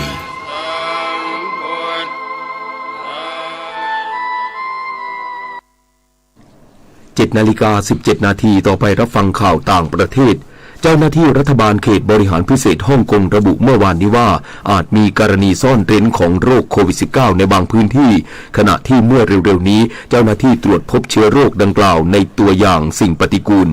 เจ้าหน้าที่กล่าวว่าเพื่อช่วยระบุบุคคลที่ติดเชื้อทางการจะแจกจ่ายชุดตรวจแอนติเจนแบบทราบผลเร็วหรือ RAT ให้ประชาชนเจ้าหน้าที่ทำความสะอาดและเจ้าหน้าที่ฝ่ายจัดการทรัพย์สินในที่ทำงานในพื้นที่ที่มีผลตรวจสิ่งปฏิกูลเป็นบวกจำนวนมากขณะที่รัฐบาลฮ่องกงกระตุ้นให้ผู้ตรวจหาเชื้อโรคโควิด -19 ด้วย RAT รายงานผลตรวจที่เป็นบวกต่อรัฐบาลผ่านแพลตฟอร์มออนไลน์ทางด้านโฆษกศูนย์ป้องกันสุขภาพได้เรียกร้องให้ประชาชนปฏิบัติตามมาตรการเว้นระยะห่างทางสังคมและกระตุ้นให้ผู้ที่ยังไม่ได้ฉีดวัคซีนเข้ารับการฉีดวัคซีนเร็วที่สุดเท่าที่จะเป็นไปได้เนื่องจากสถานการณ์การติดเชื้อโรคโควิด -19 ในท้องถิ่นมีความรุนแรงรัสเซียระงับการจ่ายกระแสไฟฟ้าให้ฟินแลนด์แล้ววันนี้หลังบริษัทผลิตไฟฟ้า RAO Nordic ของรัสเซียขู่จะตัดกระแสไฟฟ้าเนื่องจากอ้างว่าฟินแลนด์มียอดค้างชำระ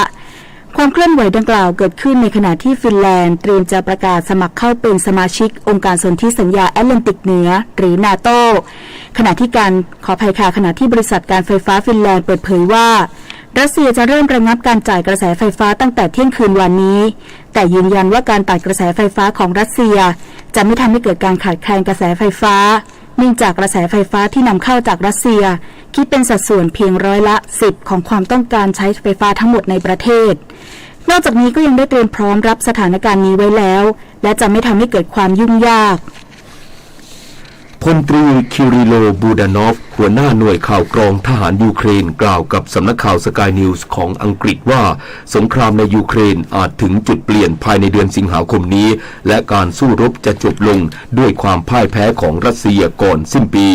พลตรีบูดานอฟยังอ้างด้วยว่าจะมีการก่อรัฐประหารโค่นอำนาจประธานาธิบดีวลาดิเมียร์ปูตินของรัสเซียซึ่งกระบวนการดังกล่าวอยู่ระหว่างการดำเนินการและว่าประธานาธิบดีปูตินป่วยหนักด้วยโรคมะเร็งต่อไปรับฟังข่าวกีฬาซีเกมครั้งที่31กรีฑาเปิดฉากชิงชัยที่มีดิ่งสเตเดียมกรุงฮานอยวิ่ง200เมตรชายภูริพลบุญสอนดมกรดหนุ่มวัย16ปีชาวสมุทรปราการทำสถิติใหม่ตั้งแต่รอบคัดเลือก 20.41 วินาทีจากนั้นรอบชิงชนะเลิศเข้าเส้นชัยคว้าแชมป์ทำสถิติใหม่อีกครั้งด้วยเวลา 20.37 วินาทีซึ่งภูริพลยังเหลือลงแข่ง100เมตรและ4คูณ100เมตรนอกจากนี้ทีมกรีฑาไทยยังได้อีก2เหรียญทองจากวิ่งผลัดผสม4คูณ400เมตรและเขย่งก้าวกระโดดหญิงปริญญาเฉยมะเริงที่ทำสถิติ 13.66 เมตร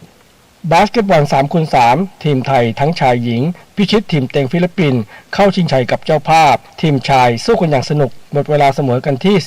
17-17ต้องต่อเวลาพิเศษแอนโทนิโอไพรส์สุนทรโชติลูกครึ่งไทยอเมริกันยิงไกล2คะแนนปิดเกมช่วยให้ทีมไทยเฉือนชนะ19-17คว้าเหรียญทองไปครองขณะที่ทีมหญิงไทยได้รุจิวรรณบุญสินพร้อมยิงไกล2คะแนนช่วงท้ายให้ไทยเฉือนชนะเวียดนาม21-19คะแนนคว้าแชมป์ได้เช่นกันยูยิสูกีฬาต่อสู้ได้เหรียญทองจากสุวิจักรขุนทองรุ่นน้ำหนัก62กิโลกรัมชิงชนะเลิศชนะแชมป์เก่าฟิลิปปินส์ในกติกาแอดเวนเทอร์ เซปักตะกร้อประเภททีมชุดแข่งแบบพบกันหมด4ทีมทั้งทีมชายและทีมหญิงของไทยชนะมาแล้ว2นัดช่วงเช้าวันนี้ถ้าคว้าชัยได้อีกจะป้องกันแชมป์ได้อีกสมัยกอล์ฟจบ2วันประเภทบุคคลชายอาสิทธิ์อาริพันธ์แซงขึ้นมานำเดี่ยวที่6อันดับพาตามด้วยวีรวิทย์นาคประชา4อันดับพาเท่ากับเออร์วินซางจากมาเลเซียส่วนบุคคลหญิงมีโอกาสคว้าเหรียญทองไม่ยากณัฐกฤตาวงศ์ทวีราภทำสกอร์รวม2วัน10อันดับพาทิ้งห่างเอลล่าแกลิสกีนักกอล์ฟสาวไทยอีกคนถึง7สโตรกเหลืออีก18หลุมในวันนี้จากจักรยานสวนภูเขาดาวฮิลรอบทดสอบเวลาเมธาสิทธิ์บุญเสน่ห์ทำเวลาอันดับ2ตามหลังนักปั่นอินโดนีเซีย 1.082 วินาทีส่วนประเภทหญิงวิภาวีดิกาโบเรสเข้ามาเป็นอันดับ4ซึ่งพลเอกเดชาเหมกระศรีนายกสมาคมกีฬาจักรยานเปิดเผยว่ารอบชิงชนะเลิศวันนี้หวัง2เหรียญทองหากนักกีฬาไทยไม่พลาดล้มก็มีโอกาสลุ้นสูงฟุตบอลชายกลุ่ม B ทีมชาติไทยลงสนามนัดที่3ชนะกัมพูชาขาดลอย5-0เก็บเพิ่มเป็น6คะแนนนัดสุดท้ายวันพรุ่งนี้ต้องการเพียงเสมอสปป.ลาวจะผ่านเข้ารอบต่อไปสรุปเหรียญล่าสุดทัพนักกีฬาไทยได้แล้ว14เหรียญทองเท่ากับอินโดนีเซียขณะที่เจ้าภาพได้มากถึง38เหรียญทองปิดท้ายกันที่ฟุตบอล FA คัพอังกฤษนัดชิงชนะเลิศที่สนามเวมบลีย์กรุงลอนดอนเชลซีกับลิเวอร์พูลทำอะไรกันไม่ได้ช่วงเวลาปกติและช่วงต่อเวลาพิเศษสุดท้ายเป็นทีมหงส์แดงลิเวอร์พูลดวลจุดโทษชนะ6-5คว้าแชมป์ในรอบ16ปีพงษ์เกษมสมศุขรายงานต่อไปรับฟังพยากรณ์อากาศประกาศกรมอุตุนิยมวิทยาเรื่องฝนตกหนักถึงหนักมากบริเวณประเทศไทยตอนบนฉบับที่3บริเวณความกดอากาศสูงหรือมวลอากาศเย็นจากประเทศจีนได้แผ่ลงมาปกคลุมประเทศลาวตอนบนคาดว่าจะแผ่ลงมาปกคลุมภาคตะวันออกเฉียงเหนือและทะเลจีนใต้วันนี้ประกอบกับมรสุมตะวันตกเฉียงใต้ที่พัดปกคลุมประเทศไทยทะเลอันดามันและอ่าวไทยมีกำลังปานกลางลักษณะเช่นนี้ทำให้ในช่วงวันที่15 ถึง 17 พฤษภาคม 2565 บริเวณประเทศไทยตอนบนจะมีฝนฟ้าคะนองเพิ่มขึ้นกับมีลมกระโชกแรงและมีฝนตกหนักถึงหนักมากบางแห่งบริเวณภาคเหนือภาคตะวันออกเฉียงเหนือภาคกลางภาคตะวันออกรวมทั้งกรุงเทพมหานครและปริมณฑลขอให้ประชาชนระวังอันตรายจากฝนตกหนักและฝนที่ตกสะสมซึ่งอาจจะทำให้เกิดน้ำท่วมฉับพลันและน้ำป่าไหลหลากและขอให้เพิ่มความระมัดระวังในการสัญจรผ่านบริเวณที่มีฝนฟ้าคะนองรวมทั้งหลีกเลี่ยงการอยู่ในที่โล่งแจ้งใต้ต้นไม้ใหญ่ใกล้สิ่งปลูกสร้างและป้ายโฆษณาที่ไม่แข็งแรงสำหรับเกษตรกรควรเตรียมการป้องกันและระวังความเสียหายที่เกิดต่อผลผลิตทางการเกษตรไว้ด้วยจึงขอให้ประชาชนติดตามประกาศจากกรมอุตุนิยมวิทยาและสามารถติดตามข้อมูลที่เว็บไซต์กรมอุตุนิยมวิทยาwww.tmd.go.th หรือที่023994012-13และ118ได้ตลอด24ชั่วโมงพยากรณ์อากาศตั้งแต่เช้าวันนี้จนถึงเช้าวันพรุ่งนี้ภาคเหนือมีฝนฟ้าคะนอง60%ของพื้นที่โดยมีฝนตกหนักกับมีลมกระโชกแรงบางแห่งอุณหภูมิสูงสุด 34-38 องศาเซลเซียสภาคตะวันออกเฉียงเหนือมีฝนฟ้าคะนอง70%ของพื้นที่โดยมีฝนตกหนักถึงหนักมากกับมีลมกระโชกแรงบางแห่งอุณหภูมิสูงสุด 31-35 องศาเซลเซียสภาคกลางมีฝนฟ้าคะนอง60%ของพื้นที่โดยมีฝนตกหนักกับลมกระโชกแรงบางแห่งอุณหภูมิสูงสุด 35-37 องศาเซลเซียสภาคตะวันออกมีฝนฟ้าคะนอง60%ของพื้นที่โดยมีฝนตกหนักกับลมกระโชกแรงบางแห่งอุณหภูมิสูงสุด 33-35 องศาเซลเซียสลมตะวันตกเฉียงใต้ความเร็ว 15-30 กิโลเมตรต่อชั่วโมงทะเลมีคลื่นสูงประมาณ1เมตรห่างฝั่งคลื่นสูงมากกว่า1เมตรภาคใต้ฝั่งตะวันออกมีฝนฟ้าคะนอง60%ของพื้นที่กับมีฝนตกหนักบางแห่งอุณหภูมิสูงสุด 33-35 องศาเซลเซียสลมตะวันตกเฉียงใต้ความเร็ว 15-30 กิโลเมตรต่อชั่วโมงทะเลมีคลื่นสูงประมาณ1เมตรบริเวณที่มีฝนฟ้าคะนองคลื่นสูงมากกว่า1เมตรภาคใต้ฝั่งตะวันตกมีฝนฟ้าคะนอง60%ของพื้นที่กับมีฝนตกหนักบางแห่งอุณหภูมิสูงสุด 32-35 องศาเซลเซียสลมตะวันตกเฉียงใต้ความเร็ว 15-30 กิโลเมตรต่อชั่วโมงทะเลมีคลื่นสูงประมาณ1เมตร บริเวณที่มีฝนฟ้าคะนองคลื่นสูงมากกว่า1เมตรกรุงเทพมหานครและปริมณฑลมีฝนฟ้าคะนอง40%ของพื้นที่อุณหภูมิสูงสุด 33-36 องศาเซลเซียสสภาวะระดับน้ำในแม่น้ำเจ้าพระยาที่หน้ากองบัญชาการกองทัพเรือคำนวณโดยกรมอุทกศาสตร์กองทัพเรือวันนี้น้ำขึ้นเต็มที่เวลา 4:22 นาทีสูงกว่าระดับทะเลปานกลาง98เซนติเมตรและเวลา 19:22 นาทีสูงกว่าระดับทะเลปานกลาง99เซนติเมตรน้ำลงเต็มที่เวลา 0:14 นาทีสูงกว่าระดับทะเลปานกลาง3เซนติเมตรและเวลา 13:13 นาทีต่ำกว่าระดับทะเลปานกลาง72เซนติเมตรวันนี้ที่ประภาคารกาญจนาภิเษกแหลมพรหมเทพจังหวัดภูเก็ตดวงอาทิตย์ตกเวลา 18:37 นาทีและกรุงเทพมหานครดวงอาทิตย์ตกเวลา 18:37 นาทีขณะที่เมื่อวานนี้กรมฝนหลวงและการบินเกษตรได้ขึ้นบินปฏิบัติการฝนหลวงจำนวน5หน่วยปฏิบัติการช่วยเหลือพื้นที่การเกษตรที่ขาดแคลนน้ำบางส่วนของจังหวัดกาญจนบุรีอุทัยธานีสระบุรีนครราชสีมาอุดรธานีขอนแก่นและเพิ่มปริมาณน้ำกักเก็บให้กับเขื่อนภูมิพลเขื่อนสิริกิติ์เขื่อนห้วยหลวงอ่างเก็บน้ำห้วยสามพาดอ่างเก็บน้ำโสกรังและอ่างเก็บน้ำซำตงขาว1 นาทีกับกปท.การให้สัญญาณไฟขณะขับขี่นั้นเป็นสิ่งจำเป็นที่ผู้ขับรถทุกคันต้องใช้ให้เกิดความเคยชินซึ่งก็เริ่มตั้งแต่การขับออกจากที่จอดรถเพื่อบอกกล่าวให้เพื่อนร่วมทางได้รู้ว่าเรานั้นจะไปทางไหนหรือจะมีการขอแซงโดยควรเปิดสัญญาณไฟในระยะ30เมตรก่อนเลี้ยวหรือแซงหรือเปลี่ยนช่องทางเดินรถส่วนการใช้สัญญาณไฟกระพริบหรือไฟฉุกเฉินให้ใช้ในกรณีที่ประสบอุบัติเหตุหรือจอดรถขณะที่เครื่องยนต์หรืออุปกรณ์ขัดข้องหรือกรณีพบอุบัติเหตุข้างหน้าแต่ห้ามใช้พร่ำเพรื่อเพราะผู้ขับขี่ตามหลังอาจสับสนจนเกิดอุบัติเหตุได้ส่วนผู้ที่ต้องขับรถตามรถที่เปิดไฟฉุกเฉินก็ควรทิ้งระยะห่างจากรถคันที่เปิดไฟฉุกเฉินอย่างน้อย50เมตรเพื่อความปลอดภัยในการขับขี่นะครับด้วยความปรารถนาดีจากกรมประชาสัมพันธ์และกองทุนเพื่อความปลอดภัยในการใช้รถใช้ถนนกรมการขนส่งทางบกกระทรวงคมนาคมรู้รักภาษาไทยโดยความร่วมมือของสำนักงานราชบัณฑิตยสภาและกรมประชาสัมพันธ์วันนี้เสนอคำว่าพระแก้วมรกตตอนที่1พระแก้วมรกตแปลว่าพระพุทธรูปที่สร้างจากแก้วสีดั่งมรกตพระแก้วมรกตเป็นชื่อลำลองของพระพุทธมหามณีรัตนปฏิมากรซึ่งเป็นพระพุทธรูปคู่บ้านคู่เมืองของไทยเป็นที่เคารพบูชาอย่างสูงยิ่งของทั้งชาวไทยและชาวลาวชื่อพระแก้วมรกตพบครั้งแรกในพระราชพงศาวดารกรุงรัตนโกสินทร์รัชกาลที่1ฉบับเจ้าพระยาทิพากรวงศ์หรือคำบุญนาคเจ้าพระยาทิพากรวงศ์ได้ย่อตำนานจากหนังสือรัตนพิมพวงศ์ซึ่งพระภิกษุ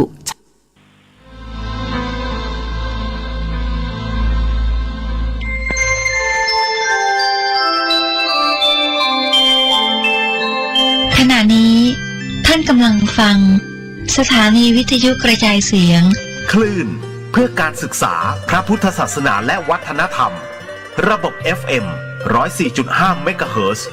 ออกอากาศณวัดฝายหินตำบลสุเทพอำเภอเมืองจังหวัดเชียงใหม่โทรศัพท์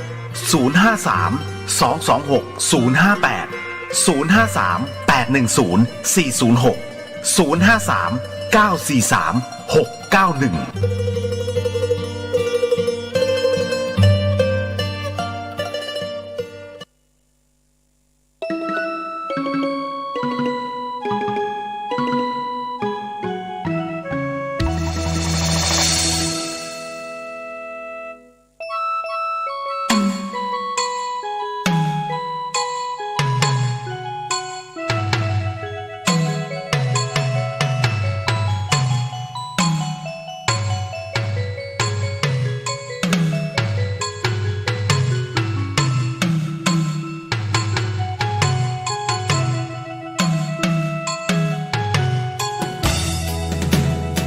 วิสาขบูชาเพ็ญ15 ค่ำเดือน6พอ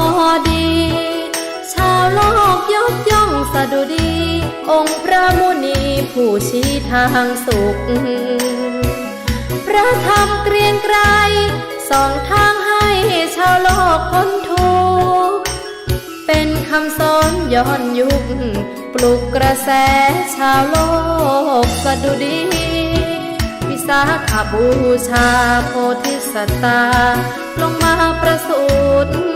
ลุมพินีพื้นที่พองผุดพระองค์ประสูติยกนิ้วขึ้นชี้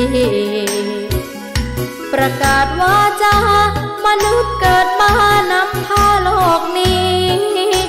มนุษย์ประเสริฐเลือที่บนพื้นปฐพี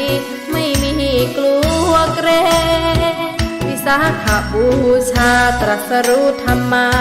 พาโลกสว่างผู้คนได้เห็นหนทางสว่างสวัยจิตใจเพ่งเล็งฝึกหัดจัดตนให้เป็นคนทั้งดีทั้งเก่งในโลกไม่มีนักเลงไม่มีใครเบ่งข่มเหงคดโกงวิสาขบูชาวันที่นิพพานลาละสังขารเป็นวันปรินิพพานดับสังขารพระพุทธองค์ปัจฉิมวาจาอย่าประมาทขาดกิจเสริมส่งจากนั้นพระพุทธองค์ดับชีพลงลาลับโลกไปวิสาขบูชาเพ็ญ15 ค่ำเดือน 6พอดีชาวโลกยกย่องสดุดีองค์พระมุนีไม่มีเสื่อมคลายความจริงโลกนี้ไม่มีใครหนีไปได้ฝึกกายใจไม่ประมาทชาติเกิดเป็นคน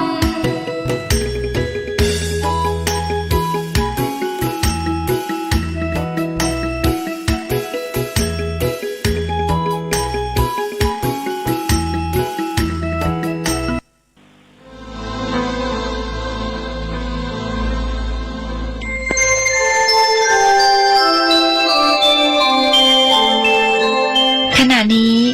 ท่านกำลังฟังสถานีวิทยุกระจายเสียงพระพุทธศาสนา FM 104.5 เมกะเฮิรตซ์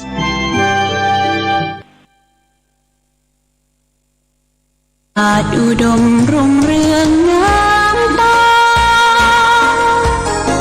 เจ้าน้อยบุญธรรมตาข้าหลวงเมืองเชียงใหม่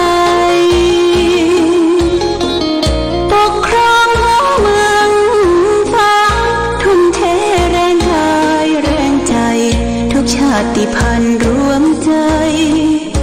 รักษามัคคี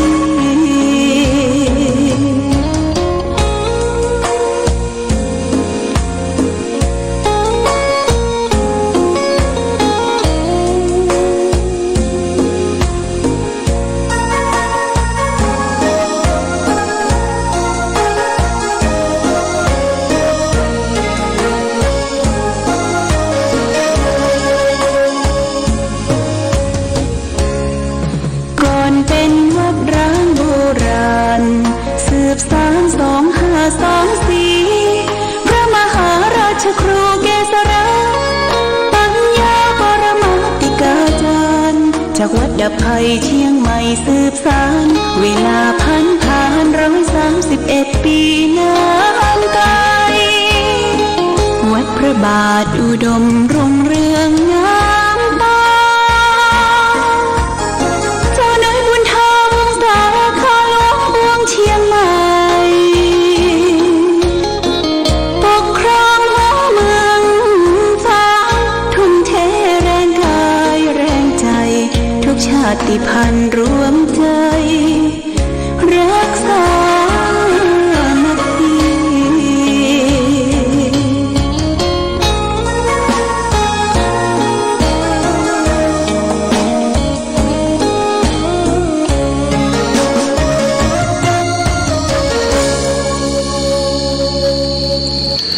เจริญสุขศรัทธาสาธุชนญาติโยมท่านพุทธบริษัททั้งหลายวันนี้รายการธรรมประทีปส่องต่างก็ได้มาพบปะกับ พ่อแม่พี่น้องศรัทธาสาธุชนญาติโยมแห่งครั้งหนึ่งวันนี้เป็นวันอาทิตย์ที่15เดือนพฤษภาคมพุทธศักราช2565ซึ่งตรงกับเดือน8เหนือเดือน6ใต้ขึ้น15ค่ำวันนี้เป็นวันพระใหญ่เป็นวันพระวันศีลเป็นวันวิสาขบูชาวันวิสาขบูชากลายเป็นวันประสูติวันตรัสรู้และวันเสด็จดับขันธปรินิพพานขององค์สมเด็จพระสัมมาสัมพุทธเจ้าองค์การยูเนสโกหรือองค์การสหประชาชาติได้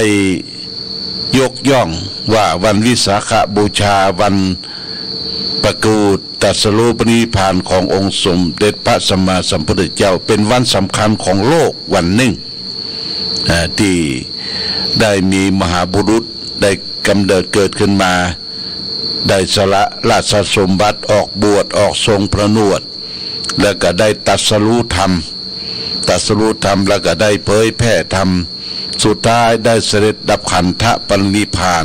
ถึง3วาระญาติโยมวาระที่1วันประสูติองค์พระสัมมาสัมพุทธเจ้าประสูติณที่สวนลุมพินีวันระหว่างกรุงเทวทหกับกรุงกบิลพัสปัจจุบันสวนลุมพินีวันนี่อยู่ประเทศเนปาลอยู่ใกล้ๆกับเขตชายแดนของอินเดียเข้าไปสักพักก็จะได้ไปชมได้ไปกราบไปสักการะสวนลุมพินีวันสวนลุมพินีวันปัจจุบันก็มีวัดไทยประจำอยู่วัดไทยประจำอยู่ที่ฮั่นถ้าเราได้ไปประเทศอินเดียก็จะต้องไปที่ประสูติเนี่ยทำพาสปอร์ตมีวีซ่าข้ามไปอันนี้ก็เป็นวันสำคัญในทางพระพุทธศาสนาวันวิสาขบูชาเราชาวพุทธนี่ก็จะต้องระลึกถึงองค์สมเด็จพระสัมมาสัมพุทธเจ้าในวันประสูติของพระองค์ท่านเราจะได้ทำกิจกรรมอย่างในวันสำคัญคือตอนเช้าก็จะมีการทำบุญตักบาตรแต่ละวัดใกล้บ้านอารามใกล้บ้านหรือศรัทธาญาติโยมอาจจะออกไปใส่บาตรที่เคยใส่มีทุเจ้าประสงค์ออกรับบิณฑบาตตอนเช้าก็มีการทำบุญตักบาตรอย่างทางภาคเหนือเขาก็นิยมไปวัดกันไปวัดทำบุญตักบาตรที่วัดพระบาทอุดมและบ่อสวานี่ก็มีญาติโยมมานอนประพฤติปฏิบัติธรรมประมาณ5 6 7ท่านแล้วก็รวมกันไปทำบุญตักบาตรที่ศาลาการประเรียนที่ตังลุ่ม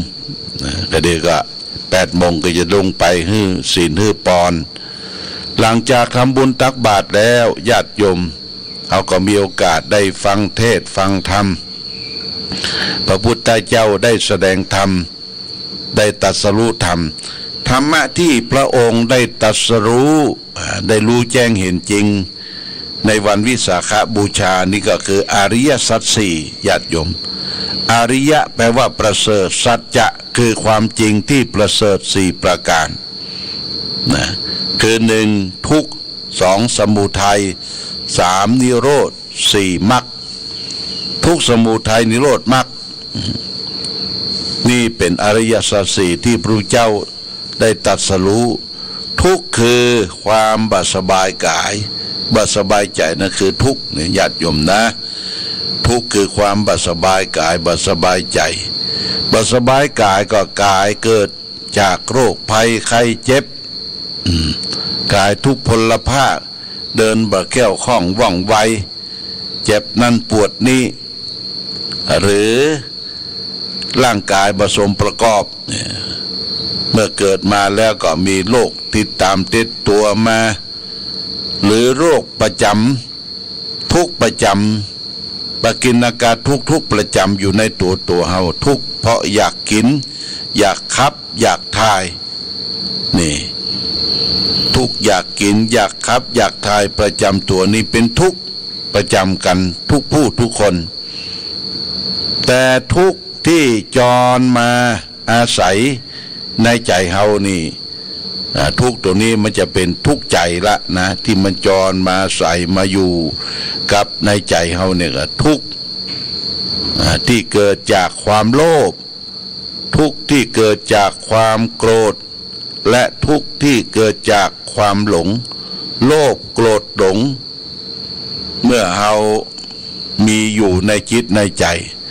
เมื่อใดเวลาใดนั้นก็จิตใจเฮาก็ต้อง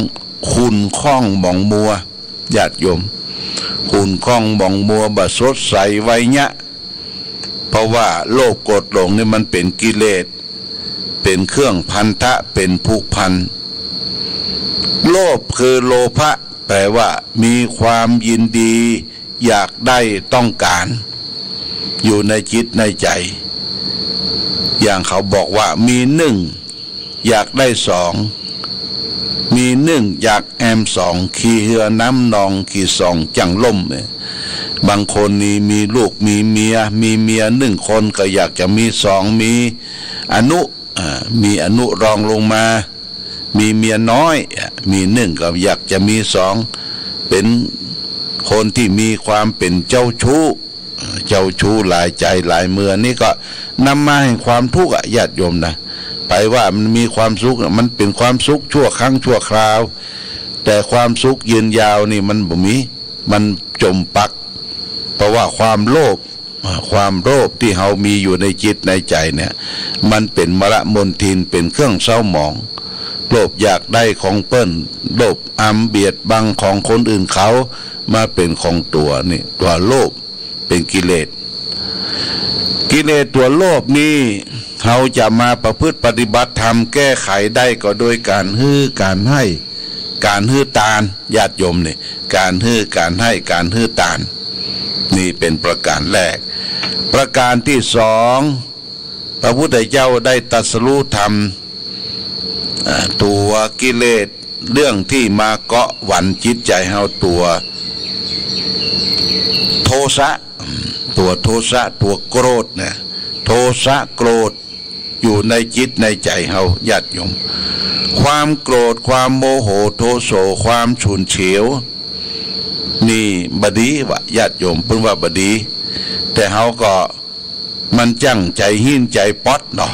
ใจหิ้นใจป๊อดทำอะไรอย่างคนอื่นบ่ถูกใจมักจะโกรธแต่ความโกรธนั่นมันเป็นไฟเนอะเป็นไฟเผาไหม้จิตใจของตัวเองให้เร่าร้อนกระวนกระวายไอ้อย่างที่จะดับความโกรธได้ความโทสะได้ก็คือต้องมีเมตตาธรรมนักเมตตาเป็นเครื่องค้ำจุนโรคตัวเฮาจะอยู่ได้มีความสุขต้องมีเมตตาต่อสรรพสัตว์ทั้งหลายเมตตาต่อเพื่อนมนุษย์ทั้งหลายเมตตาต่อตัวเองนี่ก็พยายามให้เมตตาที่ว่าเมตตาต่อตัวเองนั่นก็คือบ่ทำร้ายตัวเองบ่ไปเอาเหล้าเอายามากินค่ำเขร่างกายนี่มันอดรนทนบ่ได้ญาติโยมไปสูบบุหรี่ไปกินเหล้าไปค่ำเขมันคือมันบอบมันช้ำคือมันเจ็บมันไข้มันป่วยคือมันไอนี่เรียกว่าเขาบอกเมตตาต่อตัวเก่าละนะตัวเก่าก็คือร่างกายจิตใจร่างกายเขาเนี่ยมันเกิดมามันอยู่ชั่วระยะหนึ่งสั้นสัก4 ปี5 ปีก็บางคนก็ถึง100 ปีแล้วแต่บุญมาวาสนาส่งเมตตาตัวเองก็พยายามจะไปเอาสิ่งที่มันบดีบางงามแปลกปลอมเข้ามาเสพมาสีบมาเล่นมาลองมาท้องสู่ร่างกายของตัวเองเมตตาต่อเพื่อนมนุษย์เมตตาต่อสรรพสัตว์ทั้งหลายเป็นสิ่งที่สร้างภูมิต้านทาน ของความเกลียดความชังต่อบุคคลอื่นนะคือมีเมตตานักเมตตานี่เป็นมหานิยมญาติโยมนะเมตตาเป็นมหานิยมนี่กิเลสตัวนี้ก็กำจัดออกไปโดยมีเมตตาความโกรธความฉุนเฉียวความโมโหต่อไปกิเลสตัวที่มาเกาะหวันจิตใจเฮาตัวหลงญาติโยมหลงตัวโมหะนี่นะลงต้าลงตางคืนได้ลงจิตลงใจคืนยากตัวโมหะตัวหลงนี่หลงในกรรมคุณห้ารูปเสียงกลิ่นรสโผฏฐัพพะกำจัดตัวหลงนี้ได้โดยการภาวนาหรือภาวนาทำให้เกิดปัญญารู้จักตัวเองรู้จักตัวเก่าแล้วก็รู้จักคิดว่าเกิดมาชีวิตครั้งนี้เกิดมาทำไมต้องถามตัวเองตัวเก่าเกิดมาทำไมปัจจุบันเนี่ยเราทำมายังอยู่และเราจะไปที่ไหนเนี่ยบางคนนี่มันไม่ได้ถามตัวเองตัวเก่าว่าเกิดมาเนี่ยอย่างปัจจุบันทำอย่างแล้วจะไปที่ไหนเนี่ยญาติโยมอันนี้เป็นหลักคิดที่เราจะต้องพิจารณาโลภโกรธหลงเนี่ยเป็นกิเลสที่มาเกาะหวันมั่นจิตใจของเฮาและท่านทั้งหลายเป็นมลมนทินเป็นเครื่องเศร้าหมองเป็นทุกข์เป็นทุกข์ใจเพราะฉะนั้นเฮากำจัดทุกข์ออกทางกายบ่มีโรคภัยไข้เจ็บเป็นอิสระแก่กายทุกข์กำจัดออกทางใจก็คือกำจัดความโลภความโกรธความหลงออกไปจิตใจสดใสไว้เนี่ยบ่มีมลมนทินเครื่องเศร้าหมองหรือว่าจิตใจบริสุทธิ์จิตใจบริสุทธิ์มันเป็นจิตใจที่มีพลังนะญาติโยมนะพลังของจิตใจอันนี้เป็นเรื่องสำคัญเพราะฉะนั้นในวันวิสาขบูชาเป็นวันตรัสรู้ธรรมขององค์สมเด็จพระสัมมาสัมพุทธเจ้าเรื่องอริยสัจสี่รู้ทุกข์คือความบัดสบายกายบัดสบายใจรู้ทุกข์เกิดเรียกว่าสมุทัยรู้หนทางดับทุกข์เดินทางไปตามมรรคมีองค์8แล้วก็ถึงนิโรธคือความดับทุกข์คือความสุขสงบเย็นนี่สำคัญนะญาติโยม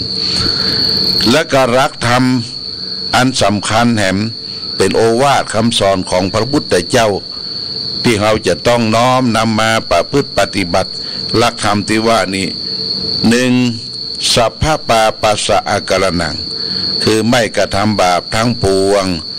2กุศลสูปสัมปทาการทำกุศลคือคุณงามความดีให้ถึงพร้อม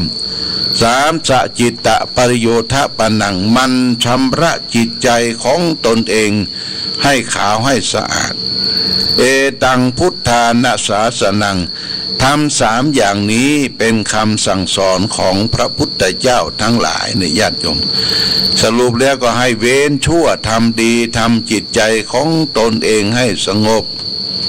นี่เราก็จะพบแต่สัจธรรมคือความจริงถ้าเราบ่ได้พบปะความจริงบ่รักษาจิตใจความสงบความวุ่นวายก็เกิดขึ้นอันนี้ขอฝากเป็นหลักของเราชาวพุทธทั้งหลายให้เว้นชั่วทำดีทำจิตใจของตนเองให้สงบอย่างนี้เป็นต้นกิจกรรมของเราชาวพุทธเนอะตอนเช้าทำบุญตักบาตรตอนกลางวันมีโอกาสฟังเทศฟังธรรมอาจจะฟังจากวิทยุโทรทัศน์ที่เปิ้นเทศเปิ้นแสดงให้ฟังตอนเย็นก็มาประทักษิณเวียงเทียนวัดใกล้บ้านที่วัดพระบาอุดมก็จะมีเวียนเทียนรอบองค์พระเจดีย์ที่บูรณะแล้วเพื่อจะได้รักษาเตวุติวรารอบเจดีย์แล้วก็ดูแลความสุขให้แก่พ่อแม่พี่น้องประชาชนเพราะฉะนั้นขอฝากว่ามาเวียนเทียนกันเด้อคืนนี้ญาติโยม2 ทุ่มมาเวียนเทียนมาถึงวัดก็ทุ่ม1เอาจะได้นำไหว้พระสวดมนต์นำดอกไม้ธูปเทียนวันวิสาขบูชาน้อมบรรทาพุทธคุณขององค์สมเด็จพระสัมมาสัมพุทธเจ้าเอาละญาติโยมท่านสาธุชนขณะนี้ก็เวลา40เกือบ50 นาที7:50 นาทีเดี๋ยวก็10 นาทีป่ายนี้ก็จะ จะได้ลงไปปันศีลปันปอนให้แก่ศรัทธาญาติโยมที่มาร่วมกันทำบุญตักบาตรในวันวิสาขบูชาที่ศาลาการประเรียนของวัดพระบาทอุดมต่อไปสุดท้ายนี้ขอความผาสุกความเจริญความมีธรรมจงบังเกิดมีแก่ศรัทธาสาธุชนญาติโยมทุกท่านขอให้ท่านทั้งหลายจงมีความสุขความเจริญความรุ่งเรืองวัฒนาถาวรสมดังปอน4ประการคือมีอายุวันนะสุขภาละมีปฏิภาณธนสารสมบัติคุณสามสมบัติทุกทิวาราตีการรายการธรรมะประทีปส่องต่างต้องขอลาก่อนขอผู้ฟังจงตั้งมั่นจิตหันษาด้วยธรรมะขององค์พระพุทธาได้นำพาให้เกิดความสุขสงบเย็นขอเจริญพร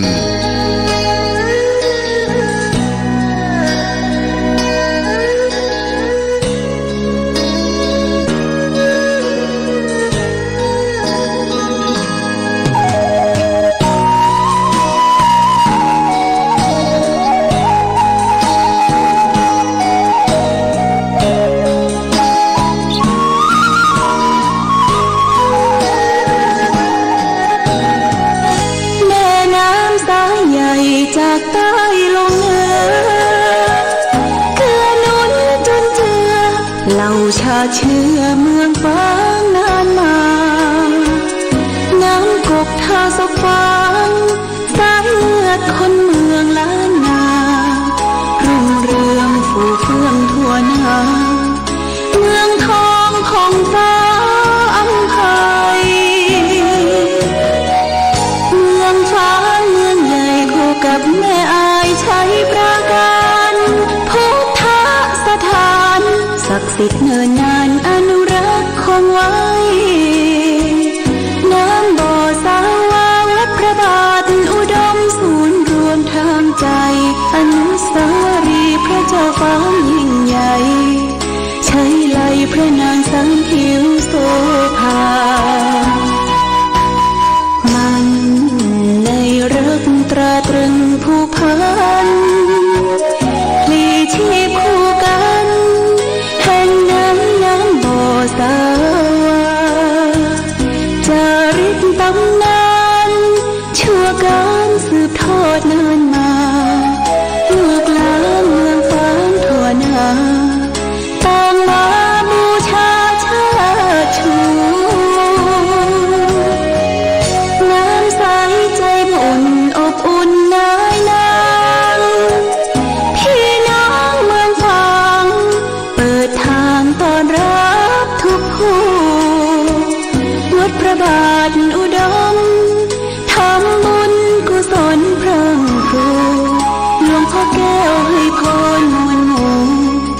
ทุกผู้เจริญพรญาติ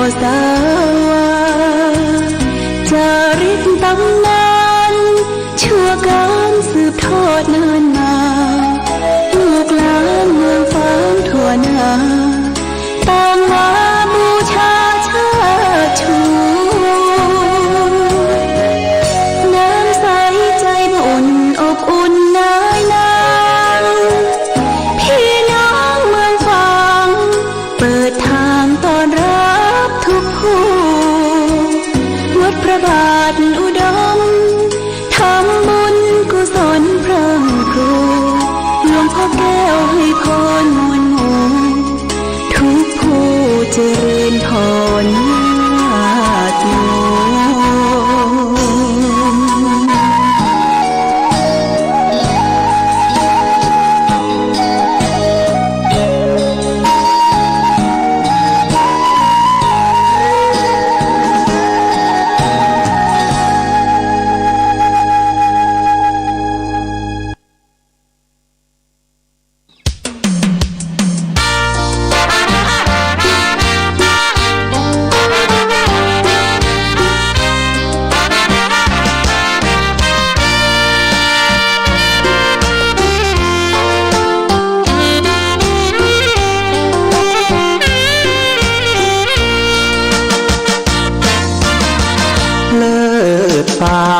พาลัยก้องไปทั่วเขตสยามน้ำสามผิวงดงามยามได้มาโยนยินมเหสีแห่งเมืองฝางน้ำผิวสวยทั่วถิ่นร่ำลือทั่วท้องทันโสภินยิ่งกว่านางใดสามกาลเวลาสีผิวนางเปลี่ยนแปลไปในทุกช่วงยามเลิศล้ำอำไพเปรมพิษใช้ไหลงดงามหนึ่งในสยามพระนางสามผิวยิ่ง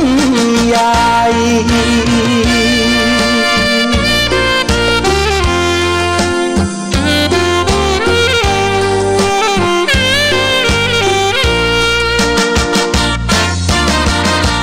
ช่วงเช้าเงางามผิวขาวนวลชวนพักษาพอถึงตอนสายมาช่วงเที่ยงผิวนางเหลืองผ่องติดตราตรึงใจแม้นใครได้มองงามเหมือนดังรูปทองมองแล้วสุขอุราค่ำลงเปลี่ยนแปลงผิวแดงระเรื่องามตาพาให้ชวนชมองค์พระเจ้าฝางแม่นางสามผิวผู้สม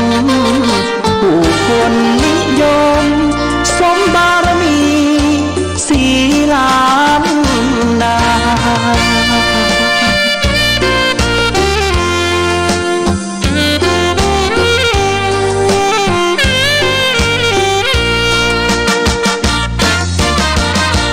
กษัตริย์กรุงอังวะได้แล้วอยากยนชมสุดโทธรรมราชาหรือไทยตรงระดมยกทัพชิงนางแม่นางสามผิวและองค์พระเจ้าฟางรันทดใจหมดทางพลางรักเกียรติศักดิ์ศรี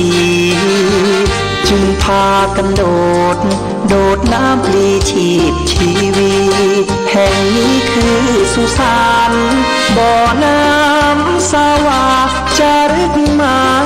ตำนานสืบลูกสืบหลานไปชั่วกาลนาน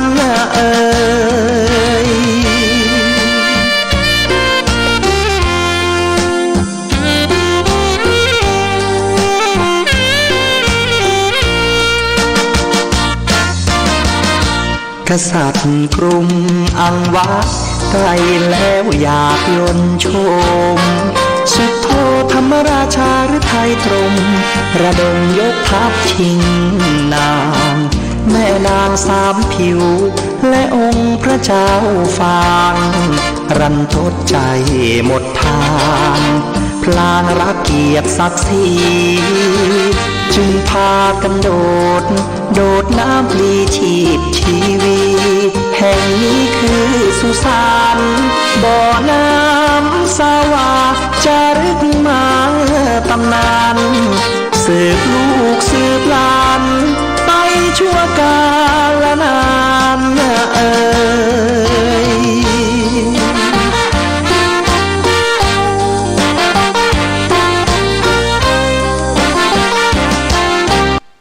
ธงชาติและเพลงชาติไทยเป็นสัญลักษณ์ของความเป็นไทยเราจงร่วมใจยืนตรงเคารพธงชาติด้วยความภาคภูมิใจในเอกราชและความเสียสละของบรรพบุรุษไทยประเทศไทยรวมและเชื้อชาติไทย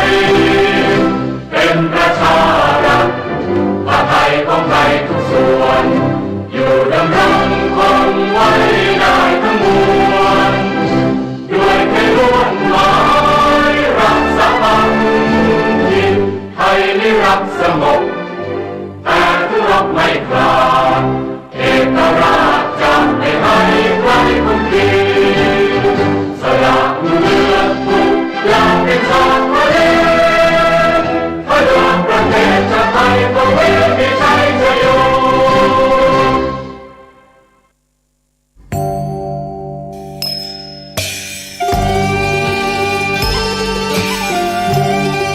เนื่องในวันคล้ายวันกำเนิดครูบาเจ้าศรีวิชัยและครบรอบ144 ปีในวันเสาร์ที่ 11 มิถุนายน 2565 นี้มูลนิธิครูบาศรีวิชัยจังหวัดเชียงใหม่ขอเชิญชวนชายไทยผู้เลื่อมใสในพระพุทธศาสนาและศรัทธาครูบาเจ้าศรีวิชัยสมัครอุปสมบทเป็นพระภิกษุจำนวน 9 รูปเป็นเวลา 9 วันเพื่อเป็นสิริมงคลแก่ตนเองและครอบครัวเป็นรุ่นที่ 23 รุ่นเสริมสัพพมงคลอุปสมบทณวัดพระสิงห์วรมหาวิหารแล้วเข้าไปฝึกปฏิบัติวิปัสสนากรรมฐานที่วัดร่ำเปิงตะโปธารามผู้สมัครจะต้องมีอายุ 20 ปีบริบูรณ์ขึ้นไปไม่เกิน 45 ปีไม่เคยอุปสมบทเป็นพระภิกษุมาก่อนต้องเข้าฝึกท่องจำคำขออุปสมบทได้ไม่น้อยกว่า 4 ครั้งและต้องอุปสมบทได้ครบ 9 วันไม่ต้องมีรอยสักที่อาจทำให้เสียภาพลักษณ์ของพระภิกษุสงฆ์ผู้อุปสมบทไม่ต้องเสียค่าใช้จ่ายใดๆแต่อาจจะร่วมบริจาคตามแต่จะมีจิตศรัทธาได้ผู้สนใจสอบถามรายละเอียดและสมัครโดยตรงที่พระครูวินัยธรชัชวาลชวนะปัญโยผู้ช่วยเจ้าอาวาสวัดพระสิงห์วรมหาวิหารโทร 0818828129 หรือที่นายพยูนมีทองคำประธานกรรมการมูลนิธิโทร 0897007939 ตั้งแต่บัดนี้จนถึงวันศุกร์ที่ 13 พฤษภาคม 2565 นี้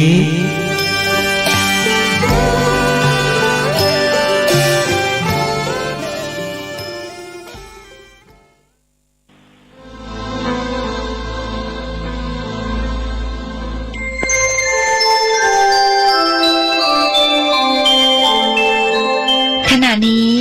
ท่านกำลังฟังสถานีวิทยุกระจายเสียง FM 104.5 เมกะเฮิรตซ์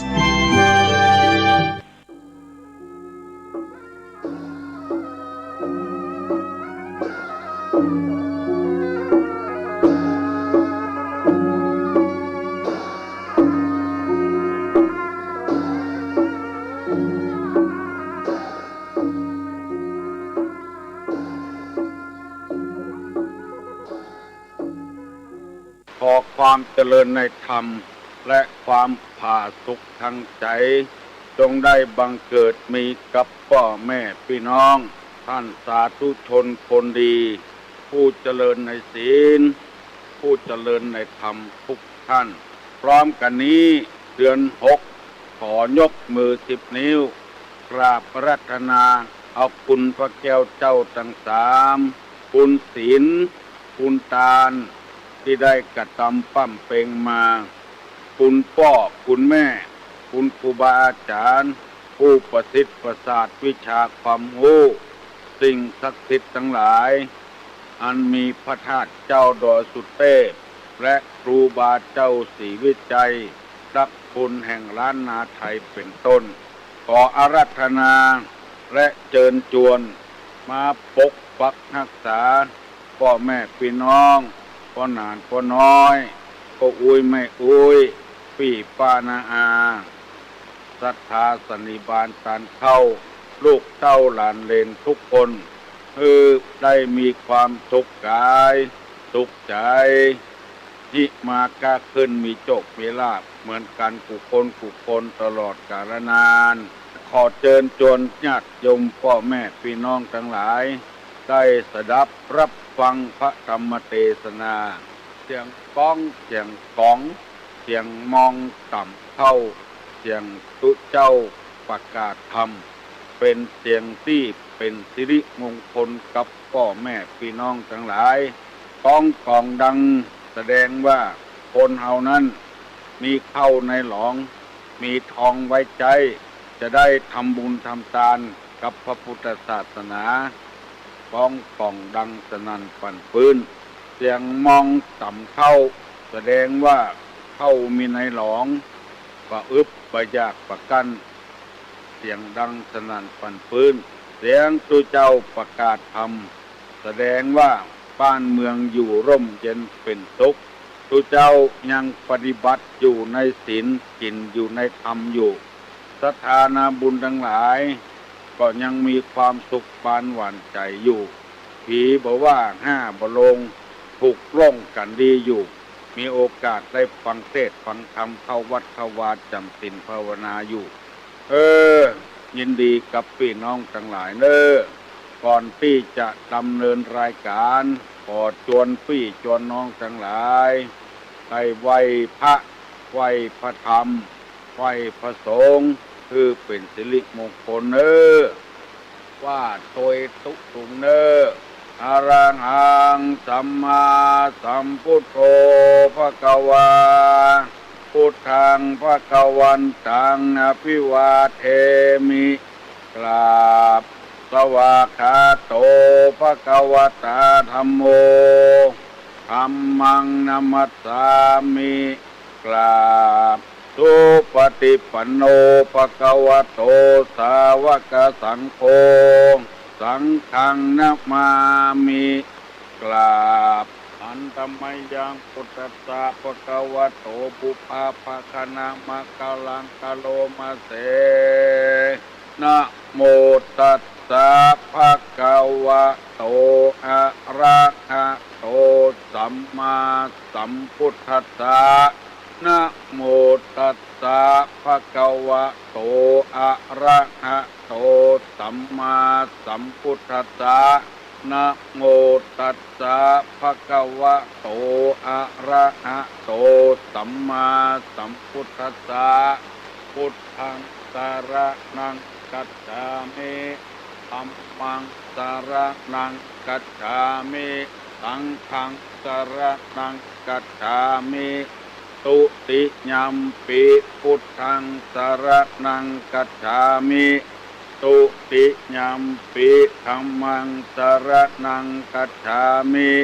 ตุติยัมปิสังฆังสรณังกัจฉามิตติยัมปิพุทธังสรณังกัจฉามิตติยัมปิธัมมังสรณังกัจฉามิตติยัมปิสังฆังสรณังกัจฉามิอิติปิโสภะคะวาอะระหังสัมมาสัมพุทโธวิชชาจารณะสัมปันโนสุขโตโลกาภิทูอนุตตะโตปุริสาธัมมะสารทิสัทธาเทวมนุษย์สานังพุทโธภควติสวากขาโตภควตาธัมโมสันติติโกอะกาลิโกเองิปัสสิโกโอปนะจิโกปัจจัตตังเปติตะโพวินโยงิติสุปฏิปันโนภะคะวะโตสาวกสังโฆปุจุปฏิปันโนภะคะวะโตสาวกสังโฆญาญาปฏิปันโนภะคะวะโตสาวกสังโฆสามิจิปฏิปันโนภะคะวะโตสาวกสังโฆญาติตังจัตตาลิปุริสายุคานิอัฏฐาปุริสาภุคลาเอสะภะคะวะโตสาวกสังโฆอาหุไนโยปาหุไนโยภักขิไนโยอัญชลิกาลนิโยอนุตตะลังปุญญเขตังโลกัสสาติกราบหนึ่งกราบสองกราบสามต่อไปนี้จะได้นำเอากรรมโบราณมาเสนอและพร้อมกันพระธรรมคำสั่งสอนในทางพระพุทธศาสนามาเสนอให้เจ้าพี่ให้น้องเจ้าพ่อเจ้าแม่เจ้าลูกเจ้าหลานฟังก่อนที่จะดำเนินรายการนี้ตุลุงขอสัญญากับพี่น้องทั้งหลายสัก3 ข้อที่1ถ้ายังบ่ถึง6 โมงครึ่งเตื้อฟังโทรศัพท์มาหาตุลุงเตอเพราะว่าทางวัดฝ่ายหินเพิ่นได้อัดเทป ตุลุงไว้เอาไว้วันหน้าโอกาสหน้าจะได้แผ่ลูกแผ่หลาน แล้วถ้าโทรศัพท์มามันจะสูญกันข้อที่สองเกี่ยวกับการบ้านการเมืองที่เปิ้นวุ่นวายกันนั้นก็บ่ต้องโทรมาอู้ตุลุงโทรมาก็จะมาตอบจะเสียเวลาเพราะเอาประกาศทำอย่างเดียวข้อที่สามเรื่องภายในครอบครัวของเฮาของใครของมันก็บ่ต้องโทรมาเพราะว่าเป็นเรื่องส่วนตัววันนี้เฮาออกอากาศค่อยบ้านค่อยเมืองทั่วประเทศทั่วโลกซ้ำๆเปี่ยวสมุทรสาครปุ่นเปี่ยวเมืองนอกเมืองนาที่เปิ้นโทรมาบอกของเพราะฉะนั้นก็ขอเมตตาทำกิจกรรมว่าบ่ต้องโทรมาเตื้อปล่อยให้ตุลุงผู้คนเดียววันนี้จะนำเอากรรมบักเก่าซึ่งใครบักเคยได้ยินกำเพื่อตุลุงก็บ่ได้ยินกำเพื่อก่อนนะก็หามาได้ยินแต่ว่าวันถึงนี้เอามากู้คือพี่น้องทั้งหลายได้ฟังเพิ่นว่าเข้าบัดตากต่ำปึกคนลึกสอนยากอันนี้เป็นคำโบราณแต่เข้าบัดตากต่ำปึกคนลึกสอนยากจำไว้เนอะคำว่าปึกนี่คือนาปึกก็มีนาหนองปึกก็มีคนปึกก็มี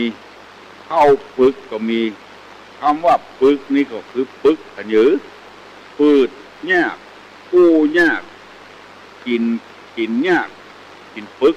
กู้ปึกขยืออันนี้เปิ้นห้องว่าเข้าเปลือกเนี่ยเข้าบัดตากเกี่ยก่อนถ้าต่ำมันปึกอย่างกับข้าวเมาเนี่ยต่ำปึกต่ำยากสีก็ยากปึกมดขยาปึกอันนี้ห้องกันว่าปึกคำว่าลึกนี่ก็คือลึกหรือหู้แปลงบ่หู้ได้ยินแปลงบ่ได้ยินอู้ไปแล้วแปลงบ่ก็อู้บ่ได้อู้เข้าบัดตากต่ำปึกคนลึกสอนยากแต่ว่าผีเกิงคนเกิงก็บ่ใจมันลึกลื่นของมันคนเดียวมันตอนจะได้ก็เหี่ยวทุกคู่ทุกตูจบปฐมหกไปหัวไปนะอันนี้เข้าบัดตากต่ำปึกคนลึกสอนยากคนใดที่สอนง่ายๆนี่เปิ้นห้องว่าคนปัญญาดีคนสอนยากนี่คนลึกหลืนผู้บ่รู้เรื่องบ่เข้าใจดีก็บ่เอาให้ก็บ่เอาห้องกันว่าลึกหลืนอดจำไว้เนอะถ้าว่าเข้าบัดตากจะไปต่ำเรื่อตากเนี่ยมันแห้งอย่าก่อนมันต่ำมันเปลือกมันออกป่วยเข้าบัดตากฟังต่ำเรื่อเอาตากได้หลายแดดอย่าก่อนคนลึกหลืนนี่ประทัดสอนมันละจะเอาดีอย่างใด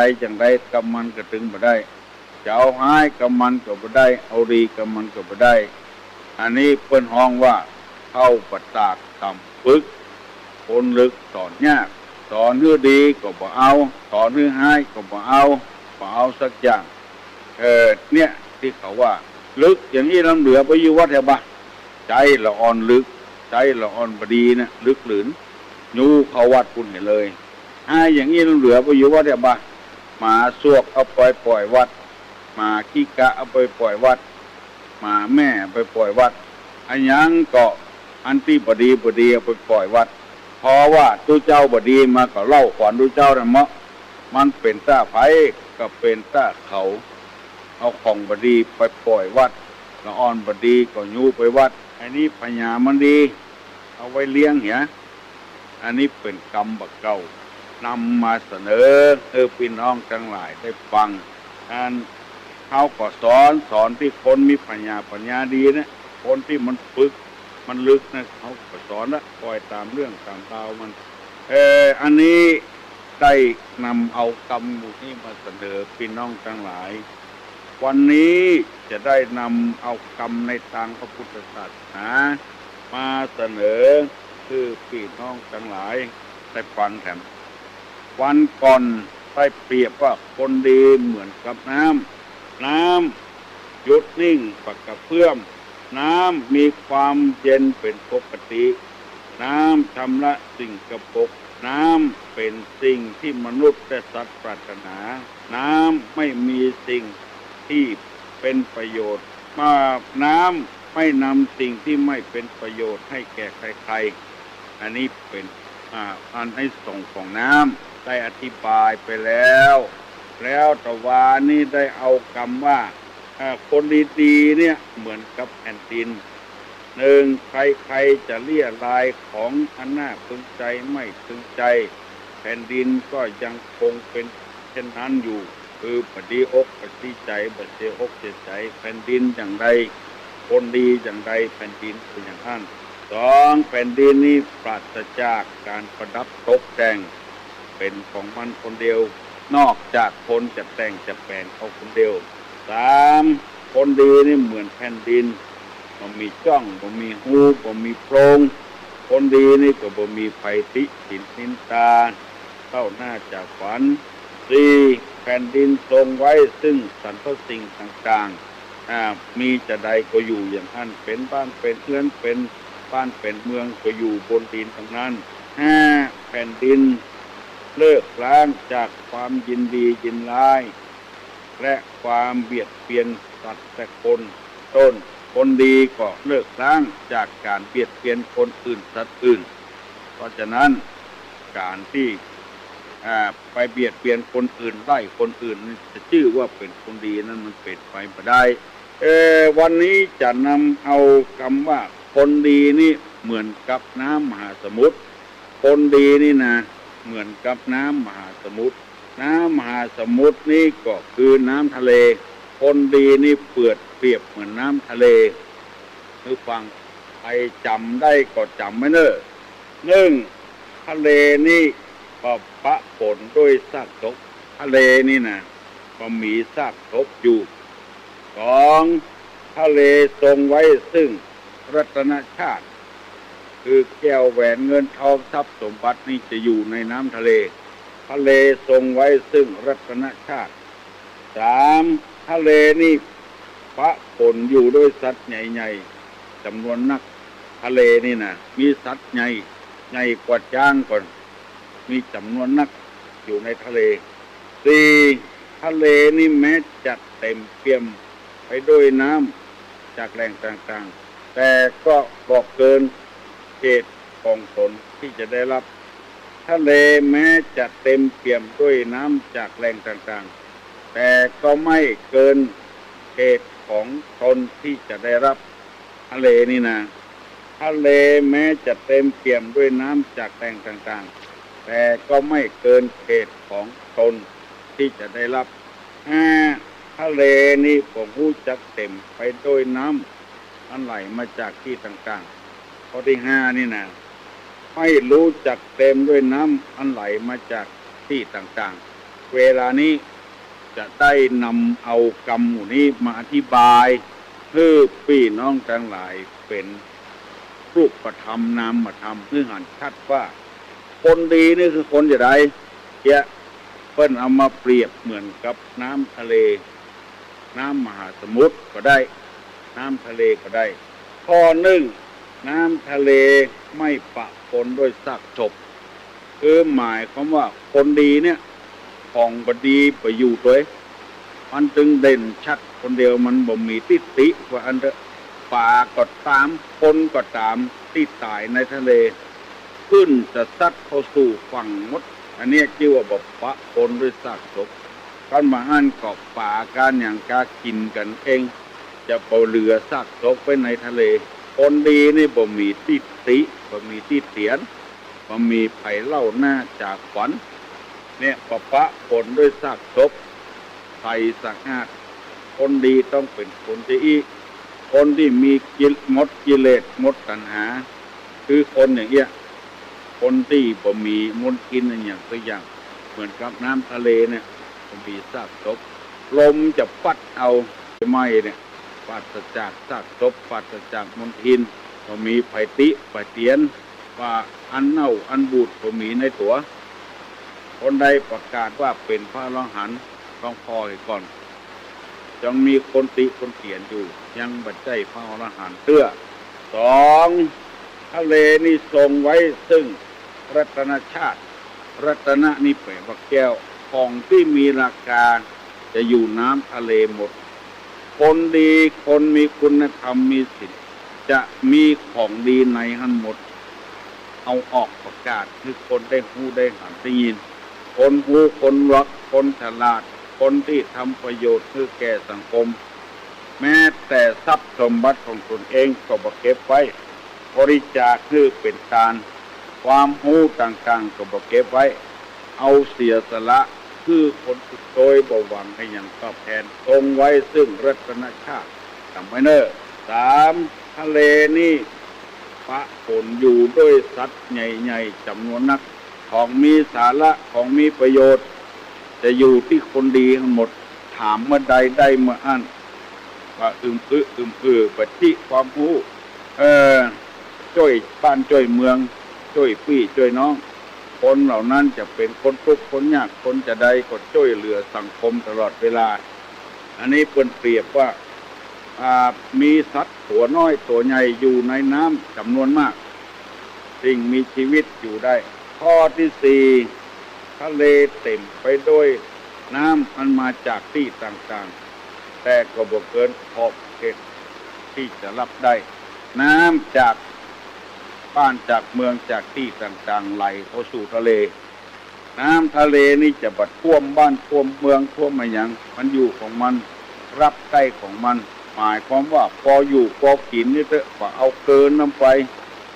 พอใจพอสวยรับได้แต่น่ะเหมือนกับน้ำน้อยๆถ้าเต็มแล้วก็ขึ้นฝั่งแล้วก็ท่วมบ้านท่วมเมืองแต่น้ำทะเลนี่เปรียบเหมือนกับคนดีก็ท่วมไผ่ไปสร้างความเดือดร้อนคือไผ่เสมอต้นเสมอปลาย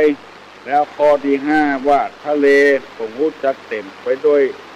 น้ำมันไหลมาจากที่ต่างๆว่าหูจะเต็มเรื่อยๆนะน้ำตั้งเหนือตั้งใต้ตะวันตกมันออกไหลเข้าสู่ทะเลก็บ่เต็มสักเทื่ออยู่อย่างเก่าอย่างเดิมไม่เต็มไปด้วยน้ำมันไหลมาจากที่ต่างๆคนดีนี่ก็เหมือนกับน้ำทะเลว่าท่วมบ้านท่วมเมืองว่าสร้างความเดือดร้อนให้แก่สังคมให้แก่ตนเองให้แก่ลูกแก่เมียให้แก่ไผ่สักคนแก่วัดแก่วาแก่บ้านแก่จองอยู่วัดตั้งแต่น้อยถึงเฒ่าถึงแก่ก็มาสร้างความเดือดร้อนให้ไผ่นอกจากคนอื่นมาจิมาเจาะมาสร้างความเดือดร้อนแต่อันอยู่ของเปิ้นว่าโลภว่าอำว่าคิดที่จะเอาไปสร้างบ้านสร้างจองสร้างหอสร้างเรือนสร้างที่อยู่ที่กินอย่างอยู่กับวัดกับวาอย่างนั้นแต่บ้านกากำนันกาอันอย่างกับหัวหน้าคนต่างๆนี่เหมือนกับน้ำทะเลนะคนใดดีโอ้โหจะเต็มไปด้วยน้ำไหลมาจากที่ต่างๆก็เต็มสักเทื่ออยู่อย่างเก่าอย่างเดิมก็ล้นก็เต็มอยู่ของเพื่อนหาวิชาความรู้เข้ามาใส่ถั่วติ๊กๆประยุทธ์ประยนต์อันนี้เป็นธรรมะในทางพระพุทธศาสนาธรรมนี่เป็นนามเป็นชื่อ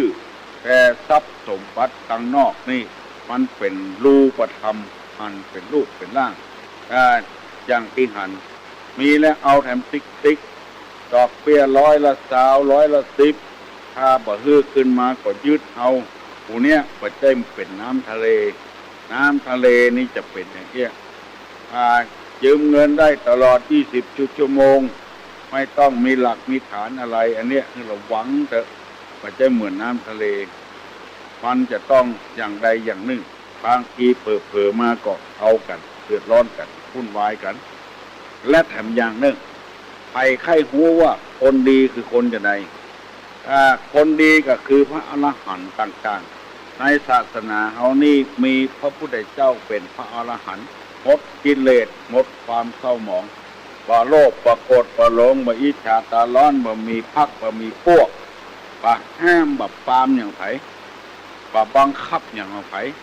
อยู่อย่างเสรีภาพแต่ว่าขอคือปฏิบัติตามหลักศีลหลักธรรมอันใดที่มันบ่ดีเด้อก็บ่ได้ห้ามเพียงแต่สั่งไว้ว่ามันบ่ดีเนอะแต่ถ้าคืนทำไปก็บ่ดีแต่ตัวเองก็บ่ดีคนอื่นก็บ่ดีพระอรหันต์นี่คนจะใดไปให้หูเปิ้นว่าพระอรหันต์เนี่ยลองเอามือซุกเข้ากระสอบข้าวสาร มือซื่อซุกเข้าไปกำออกมาก็ซื่ออย่างเก่าอันนั้นน่ะคือพระอรหันต์แท้พระอรหันต์แท้คนใดที่มือซื่อออกไปกำออกเข้าไปกำออกมานี่งอมือตัวเองอันนั้นน่ะจะไปฟังโลเตื้อว่าเป็นพระอรหันต์เป็นตนบุญที่เอาไว้ครูบาศรีวิจัยนี่ครูบาศรีวิจัยนี่เหมือนกับพระอรหันต์แต่ได้ที่ไหนแปลงที่นั่นเงินเหลือที่ไหนก็เอาไว้ที่นั่นก็เอาไปโตยสัตว์ป่าสัตว์แทบเนี่ยเอาถึงว่าครูบาศรีวิจัยเป็นคนดีครูบาต่างๆนี่ยังงอมือขึ้นมาอยู่เพื่อว่าเข้าสารจะได้ติดมือมาเม็ดกับ2 เม็ดกันการทำบุญทำทานอย่างต่างๆคนหูคนหนวกนี่เพิ่นบัลลังก์ไหลกันไปละไปเสาะทานวัดที่ตุกๆยากๆวัดที่บ่มีกินวัดที่บ่มีไปพ่อไปควายส่วนมากคนหูจะไปทานที่อย่างนั้นอันใดถ้าหวังประโยชน์แล้วประโยชน์ส่วนตัวนะอันนั้นน่ะคือระวังระไว้ไว้คือพี่น้องทั้งหลายพิจารณาปัจเดียวนี้จะลืมทำกรรมว่าคนดีนี่เหมือนกับน้ำมหาสมุทรน้ำทะเลน้ำทะเลนี่ปะปนด้วยซากศพ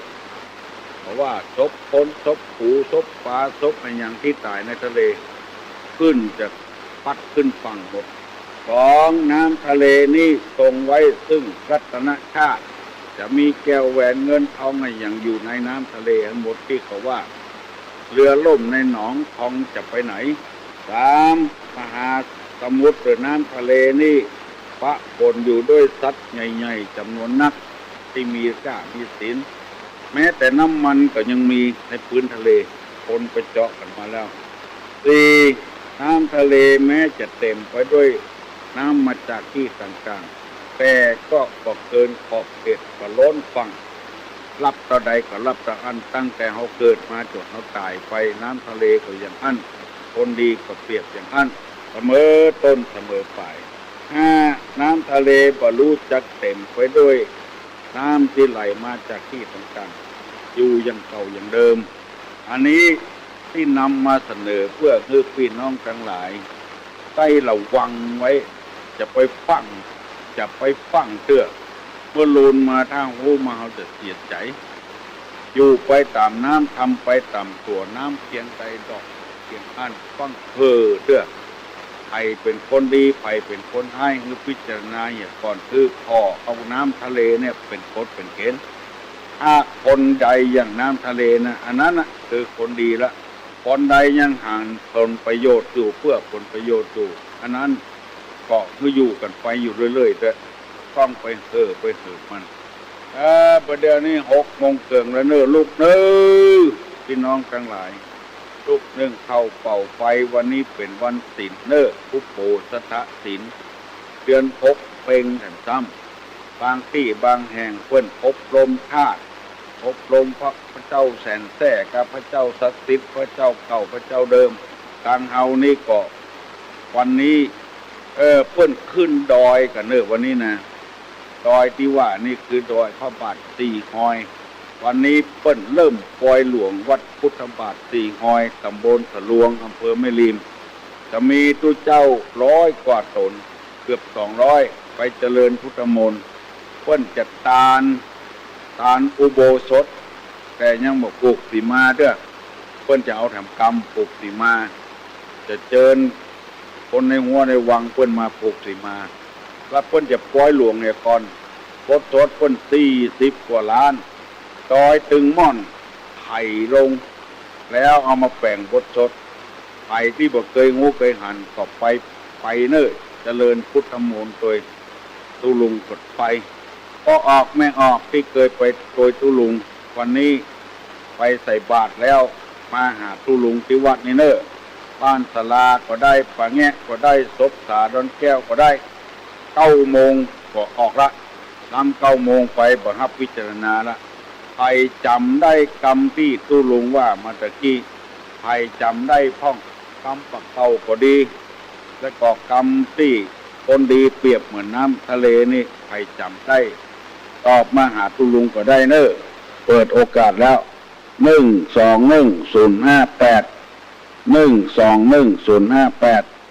ผ่ตอบคำถามได้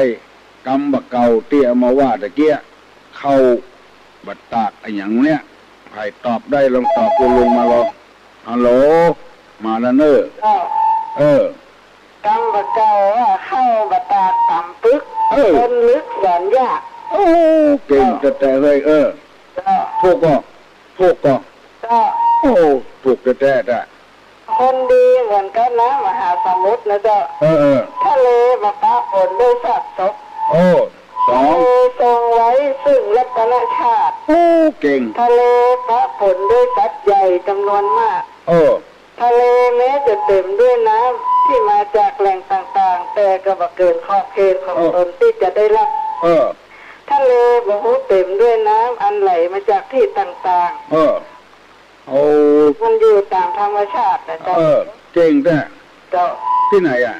ยู่ไปตามน้ำทำไปตามตัวน้ำถึงไหนบัวถึงห้านเจ้าน้ำเพียงใดละอเจ้าละอวงชัยเนาะเก่งแต่เว้ยเจ้าพี่ละอวงชัยลูกคนหลาน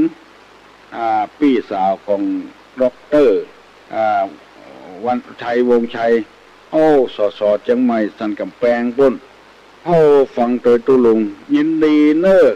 พี่ละอเนอขอบใจนักฟังแล้วก็จำไว้เข้าบัดตากต่ำปึกคนลึกสอนยากแล้วไผ่จะอู้กับตุลุงแถมอู้ได้ละประเดี๋ยวนี้ถ้าไผ่บ่มีปัญหาอย่างถามตุลุงก็จะถามเนอะคนที่ใส่แว่นตาถึงวันนั้นมันเกี่ยวกับอะไรยังไผ่ตอบได้ตอบตุลุงมาเนอะคนที่ใส่แว่นตาถึงวันมันเกี่ยวกับอะไรยังไผ่ตอบได้ต้องตอบมา1211058ฮัลโหลรีวิทยุกับมรีวิทยุกับมฮัลโหลคนที่ใส่แว่นตาถึงวันมันเกี่ยวกับอะไรยังตอบมา1211058บรรลุกันด้วยกันหานักวิ่งไงน้องพิมน้องป๊อปน้องบิวน้องอามฮัลโหลลูกแล้วกะกราบนมัสการเจ้าตุลุงตอบตุลุงเหรอเจ้าตอบว่าจะได้เกี่ยวกับหูเจ้าเก่งโอ้ยฮะเก่งเจ้าเด้อเจ้าที่ไหนเสาหินน้องหอยเจ้าเสาหินน้องหอยเนาะเจ้าไปพระบาทสีหอยก่อนวันนี้ไม่ได้ไปอ่ะไม่ได้ไปเจ้าตุลุงอยากให้ไปเหมือนกันตุลุงบอกตะกี้วันหน้าก็มีเนอะเจ้าขอบคุณถึงมีอยู่วันหน้าก็มีวันหน้าจะไปแอลหาตุลุงจวนปีแหมคนนึงแล้วเปิ้นฟังกันจัดนักบอกเสาหินนะเจ้าแล้วปีคนนั้นที่เปิ้นจังถามคำถามตุลุงที่เปิ้นเป็นธรรมะน่ะเจ้าจวนกันแล้วว่าจะไปแอลหาตุลุงอันนี้หนูแหมคนนึงแล้วปีแหมคนนึงเปิ้นเก่งกว่าฝึกเก่งธรรมะกว่า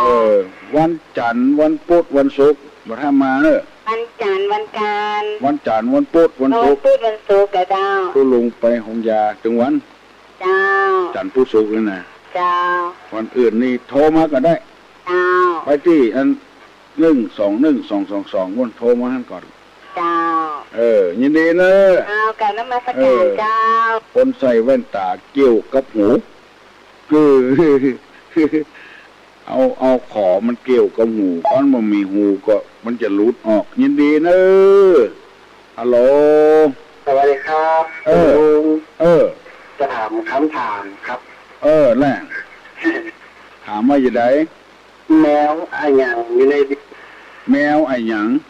แมวอะไรอย่างอยู่ในดินครับแมวอะไรอย่างอยู่ในดินครับถามพระทายาทโยมถามคนอื่นเนาะครับผมที่ไหนไฟหินครับไฟหินครับแมวอะไรอย่างอยู่ในดินเนาะครับครับไผ่ตอบได้ตอบเนอะ1211058แมวอะไรอย่างอยู่ในดินฮัลโหล ขอนมัสการเจ้าน้องป๊อบเนาะเจ้าฮะแมวกันเจ้านะแมวกันมันแก้วแมวกันเนาะมันแก้วจ้าฝ่ายหินละอ่อนนะน้องป๊อบตอบแล้วเนอะว่าแมวกันมันแก้วถูกต้องละตุลุงก็ว่าถูกตุลุงก็ว่าแมวลีนะแมวลีก็มีแล้วนะฮัลโหลครับดูแล้วครับลุงแมวกันนะ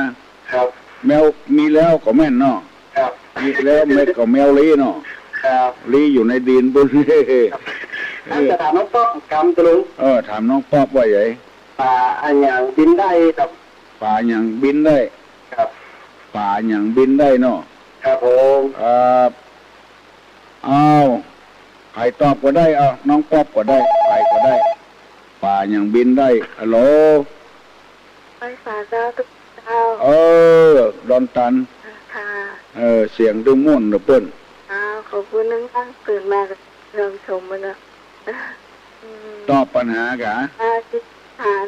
อะไรปากีสถานอะไร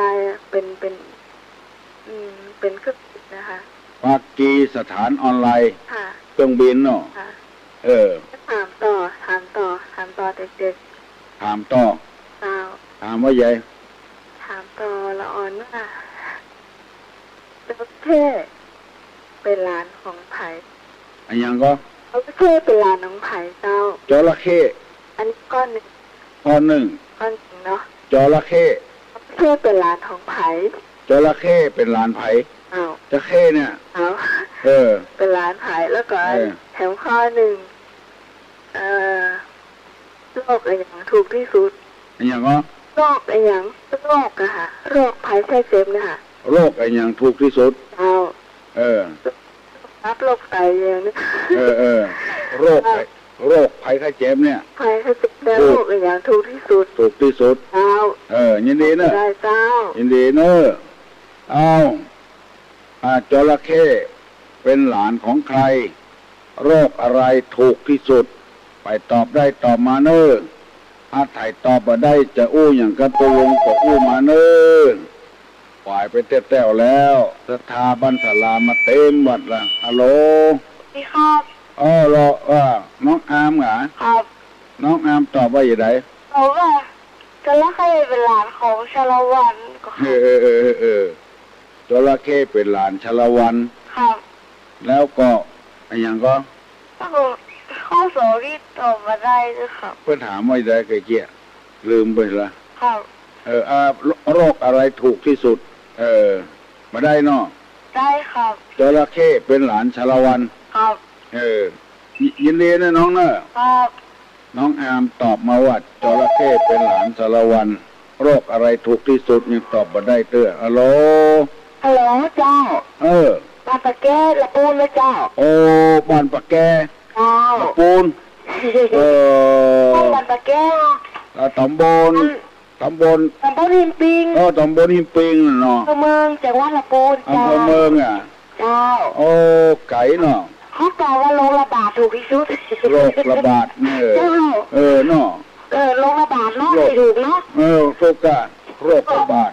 เจ้าแล้วคำโยงบันเฮาว่าทำอย่างเจ้าว่ายังว่าเข่าบตากำเหนียวลูกคนเดียวมีลูกคนเดียวสอนอยากอีว่าเจ้าแล้วของดูลุงว่าเข้าบตากำปึกคนลึกสอนอยากอันกำโยงขึ้นว่าเข่าบตากำเหนียวมีลูกคนเดียวสอนอยากอีว่าเหมือนกันนะเนาะเจ้าเหมือนกันนะเนาะเจ้าเนาะเหมือนกันอันนี้กำยองเนาะกำยองเจ้าตุลุงอู้นี่โคตรก็อันอย่างเดียวกันละกะตุลุงอู้ยองนี่โคตรก็มึงโคตรกะได้กะเจ้าถูกก็ถูกกะเจ้าเขาอุดตัวนะเนาะเจ้าอุดตัวมันโมนนะเนาะกำยองนี่มันโมนฟังแล้วใครรับอันนะกะกำยองน่ะนะอันตุลุงสุมาถามน้อยได้ดีกว่าได้กะอันตุลุงเคยเจ็บเขียวมั้งก่อนก็เรียกว่าพี่ตูพี่จำเคยเจ็บเขียวเจ็บกะสมมติเราถามพี่สุดโตน้อยเดียวเต้ เลยขอบคุณนะเจ้าไอ้สาเจ้าปากแกเนาะเจ้ายินดีเนอะเคยก็ว่าตุ้มเคยเจ็บหิวพี่ก็เคยเหมือนกันโอ้เคยกะเจ้าอันยังมันออกมามันเจ็บหมดอ่ะขาออกมาก็เจ็บหูออกมาก็เจ็บหมดอ่ะข้าข้าเจ้าขอทานอิ่มได้ขอบคุณนะเจ้าอันยังมันเกิดอันยังถ้ามันเกิดมามันก็เจ็บหมดอ่ะเจ้านิ้วมือเกิดมาก็เจ็บถ้าหมอมีมันก็เจ็บมากอ่ะก็เคยเจ็บหลังเจ็บแอวก่อนโอ้เขาของยานี่ก็กับแอวนี่ก็โอ้ก็เรียกว่าเคยเจ็บโอ้นั่งไหนมันได้ยินแก่สูงอายุมันยังมาเจ็บทุกเสียงเนาะเจ็บเสียงลูกก็โอ้ยนะยางก็โอ้ยนั่งก็โอ้ยเลยกันแข้งก็เจ็บขาก็เจ็บอ๋อยินดีนะเดี๋ยวมียาแผนโบราณเคยเจ็บเลยสักปีแผ่นยังก็เจ็บหมดอ่ะเจ้าไอ้สานะเจ้าหมอก็ยังเจ็บอยู่นะเจ้าในแพทย์ก็ยังเจ็บอยู่บุญรักษาเนอะถามเจ็บแอวเจ็บเข่าเจ็บหูเจ็บตาเจ็บหมดอ่ะอยู่ไม่ได้อ่ะยังมันเกิดมามันก็เจ็บหมดเกิดแก่เจ็บตายโอ้ฮัลโหลมาสกางครับมันใจยองอ่ะยองครับเวงกับเป่าเวงกับเป่าครับผมตังกำมาเก่าที่ตุลุงว่าตะกี้กำไรหมดเสื้อร้อยเป็นอ้อยกังกอยอมจะนอนมันต่อเสื้อเลยครับหมดเสื้อร้อยเหมือนอ้อยกังกองามจะนอนมันต่อไฟไหม้ครับผมกำมาเก่าเนาะครับผมกำไรระยะครับเอามาโทรมาอู้ตัวตุลุงมาได้เนาะครับผมโอ้ยินดีเนอะเวียงปกเป้าหนาวอยู่ก็วันเดียวครับเย็นจะได้ครับเย็นจิ้วๆเนาะครับเวียงปกเป้าโชคดีเนอะวันนี้อุ่นหนาฝากข้างวันศีลวันธรรมน้ำนองเนอะวันนี้นะฮัลโหลโทรปุ๊บกดติดปั๊บอ่ะนมัสการไหว้สาก็ได้นมัสการก็ได้ท่านขอตอบโรคโรคที่ถูกที่สุดอ่ะทุกโรคเลยเจ้า30 บาทเปิดตอบไปแล้วต้องตอบว่าทุกโรค30 บาทเนาะ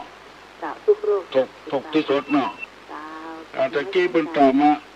ละปูนเป็นตอบมาโรคระบาดว่ะถูกเลย30 บาทได้นะกันที่หลายโรคเลยอ่ะหลายโรคได้30 บาทอันถูกเป็นกู้เนาะโรคระบาดนี่ก็ถูกเยอะตอบกันเอาม่วนนะเจ้าเอาม่วนกันเป็นพี่เป็นน้องตัวลงให้คนถูกลงกันนะถูกลงกันอู้กันลงส่งกันพอคนบ้าน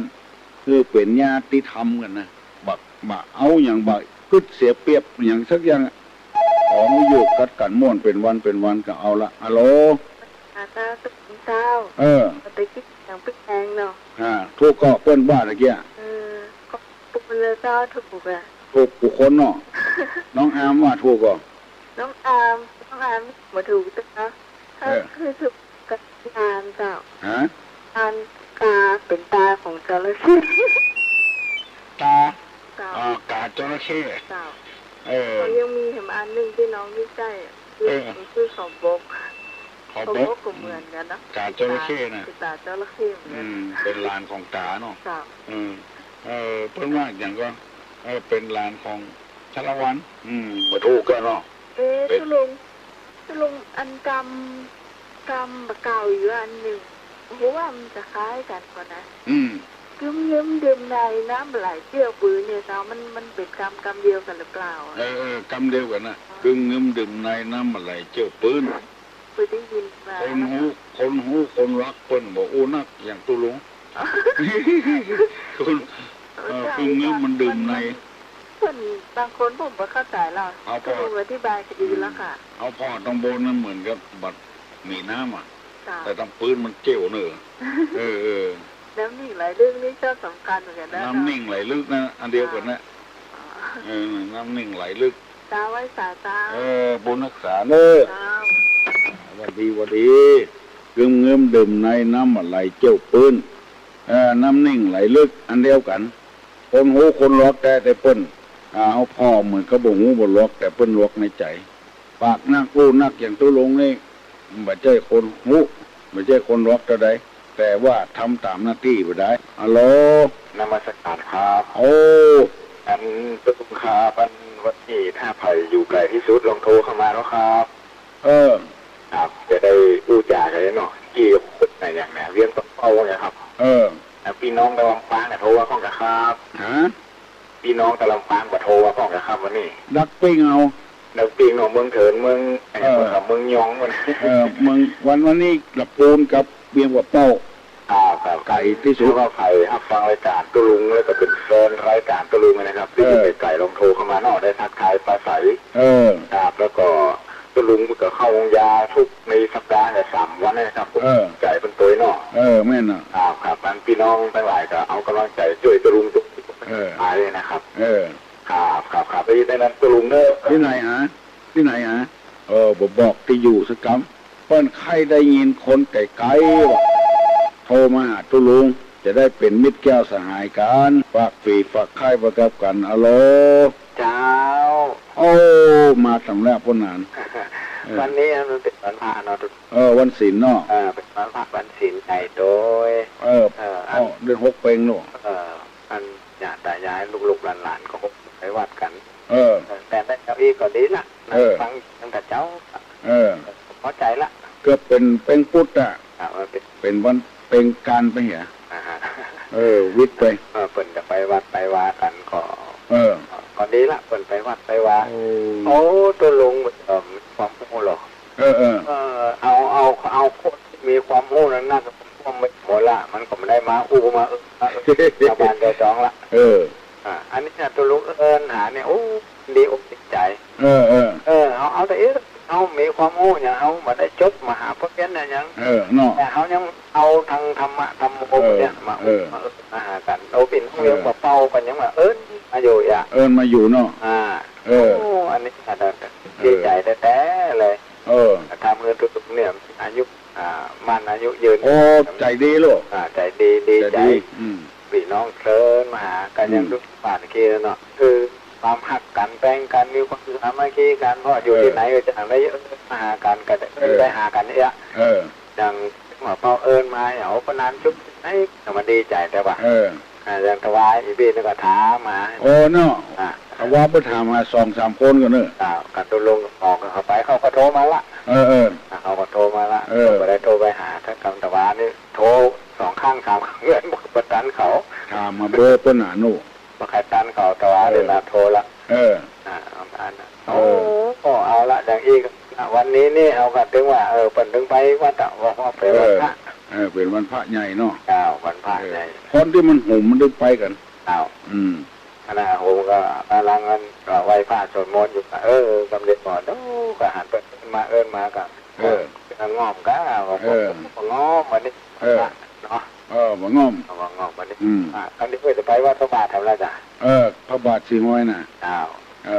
เป็นฉลองไหว้สาธุลงนะบุญรักษาในบนหานก็นานก็ออกรายการอย่างเก่านั่นคนหุ่มฟังเลยไหว้สาเจ้าเจริญพรคนหุ่มฟังก็นานรายการก็นานวันอังคารกับวันพัดเวลา3 โมงถึง4 โมงฟังรายการครับฮัลโหลครับสาครับชบสากะไหว้สาอยู่กับเป้าครับโอ้น้องอยู่ยังกับเป้าบุญครับบ้านอย่างครับมันร้องครับมันร้องครับน้องฟังทั้งวันเหรอ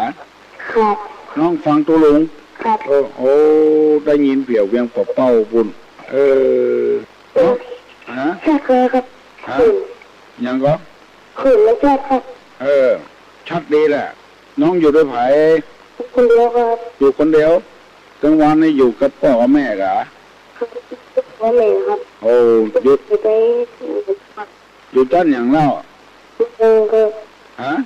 น้องอยู่จันอย่างน้องนึงครับน้องนึงครับน้องนึงครับน้องมินน้องแอมครับน้องแอมครับน้องแอมน้องอยู่กับพ่อกับแม่แหละฟังตัวลุงด้วยวงร้านนะครับ น้องเข้าใจก็ตัวลุงอู้เข้าใจครับ เข้าใจดีเนาะครับอยู่บ้านลุงครับตำบลอย่างไรตำบลไม่จะดีไหมครับไม่จะดีไหมเพ่ดีเลยน้องสนใจนะทำครับน้องยังไปบวชเลยใครบวชเลยใครบวชครับยังใครบวชเด้อยังหนังสืออยู่กับดีไม่เอียนะครับครับผมครับบุญรักษานะน้องเนอะบุญรักษาเอาน้องอยู่เวียงปอบเป่าปุ้นโทรมาหาตุลงให้หู้ว่าไก่ที่สุดไก่ที่สุดมาอู้กับกันกับพี่กับน้องเชียงใหม่ฮัลโหลสวัสดีเจ้าน้องพิมพ์เจ้าน้องพิมพ์เมืองเกิดเจ้าถ้าหาลูกในจะถามปัญหาที่ถามที่ลุงในวันนั้นเจ้าถามว่ายายก็หาลืมไปละเจ้าลิ้นเลยนะเจ้าเจ้าลิ้นเลยคนเป็นแฟนกินมาเที่ยงนะเจ้าตอบว่าลูกตอบว่าอย่างเจ้าตลอดวัดความไข้ว่ะถูกว่ะไม่ถูกเจ้าจอนหีบแกงเจ้าบนตอบบนถูกบนตอบแล้วลูกเจ้าจอนหีบแกงเจ้าถูกก็เจ้าถูกเจ้ายินดีเนาะเจ้าถ้าหาลูกในกะน้องพิมพ์ลูกตั้งเจ้าแล้วก็เมื่อตะวันลูกผ่าชนะเลยจะฟังตุลุงเจ้าเพราะว่าเมื่อตะวันไปเต้นที่ปอยเจ้าที่ไหนที่ปอยแม่ตะมานเจ้าแม่ตะมานเพิ่งมีปอยหลวงเนาะเจ้าไปเต้นเหรอเจ้าได้รางวัลว่ะเจ้าน้องมีปัญหายังก็มีแล้วเจ้ามีอู้ตัวตุลุงบ่ได้เนาะยินดีนะเจ้าน้องพิมพ์ประเดี๋ยวนี้7 โมงแล้วเนอะไปใครอู้ตัวตุลุงเนี่ยมาไก่ที่สุดใครอู้แถมเอามันลดไปเห็นละกดมันทำไมมันลดไปเห็นละ121053558ขอโทษ1210558ฮัลโหลเจ้าไก่ก็เจ้าอยู่ไก่ก็เจ้าไก่ใกล้ตุลุงไงอยู่หิมตุลุงเนี่ยเจ้าใกล้วัดตุลุงไงลูกหาตุลุงที่ลุงเนี่ยลูกปุ้นสนามบินปุ้นเด็กตลอดวันหน้าเอาสนามบินนะไม่สาหลวงไม่ได้โทรแกงกระด้างไม่ได้โทรมาหลายวันตุลุงลืมแล้วหันก็เมาอุ้งแกงกระด้างนะจ๊ะไปบ้านบอกวันนี้ตุลุงเจ้าไปแบบได้ประตูตุลุงอันกะเอาขี้เมารถตุลุงขี้เมารถบ่ทับไปไปเติบปวนเห็นบ่ได้ไป2 เตือแล้วตุลุงไปแล้วกะเมารถก็ใครเมารถต้องกินยาตุลุงกินยาแก้เมาไว้ก่อนมันโกงไปโกงมาได้โกงขึ้นดอยพระบาทสีหัวมีกี่โกงโกงขึ้นดอยขึ้นพระบาทสีหัวมีกี่โกงลืมแล้วตุลุงแต่เริ่มยัยมี2 โกงเลยกะ2 โกงตุลุงโกงซ้ายโกงขวาเจ้าโกงขึ้นพระบาทสีหัวมี2 โกงนะโกงซ้ายกับโกงขวาเนาะตุลุงที่ตุลุงไปตุลุงไปนะ9 โมงออกวัดละคนใดจ้าประธานะเอารถไปสอบนี่ไปใส่บาตรแล้วตุลุงไปใส่บาตรเนอะลงใส่หัวเนอะอาหารว่าเหรอว่าตัวตุลุงเหรออาหารสุขิโตสุขิโตสุขิโตว่าเหรอสุขิโตว่าเหรอเขาว่าตัวตุลุงนะหนูโหมิอาหารสุขิโตโหมิอาหารสุขิโตโหมิว่าอย่างเงี้ยโยงใส่หัวแล้วก็ใส่บาตรเนอะอาหารสุขิโตโหมิอาหารสุขิโตโหมิเนอะวันนี้สอนเนอะยินดีก็ยินดีด้วยนะเจ้าอาหารสุขิโตโหมิเนอะคือจำไว้ใส่บาตรจะเป็นข้าวติ๊บน้ำติ๊บวันหน้าเนาะ ยินดีเนอะโทรมาหาตุลุงนะจ้าตุลุงลืมล่ะตุลุงน่าไก่ตึงตึ้งมาลายหรอกอุ่นเนี่ยเนอะแกงกระด้างนะอุ่นเนอะอุ่นเนี่ยลูกปวดแล้วจ้าตุลุงเจ้าตกดีของลูกพี่น้องลูกเต้าหลานเลนวงศาคณาญาติพอออกไม่ออกพอหนานพอน้อยปีพานาอาพ่อแม่อยู่ดีมีสุขอายุมันก่อนยืนเนออีมากาขึ้นขอบุญที่ได้ทำมาปกปักรักษากุศลเนอยกมือไหวเนอจะปั่นปอนเนอสัพปีติโยวิวัชชันตุสัพพะโรโกวินัสสตุมาเตภวะตนตรายโยสุขีติคายุโกภวะอภิวาตนาสิริสนิจัง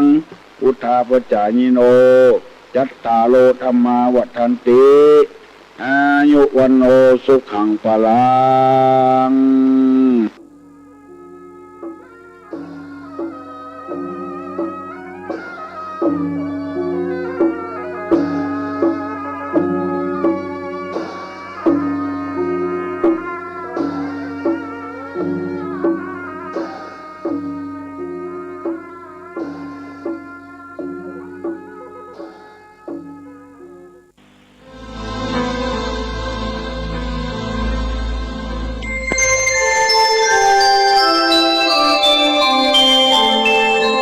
ขณะนี้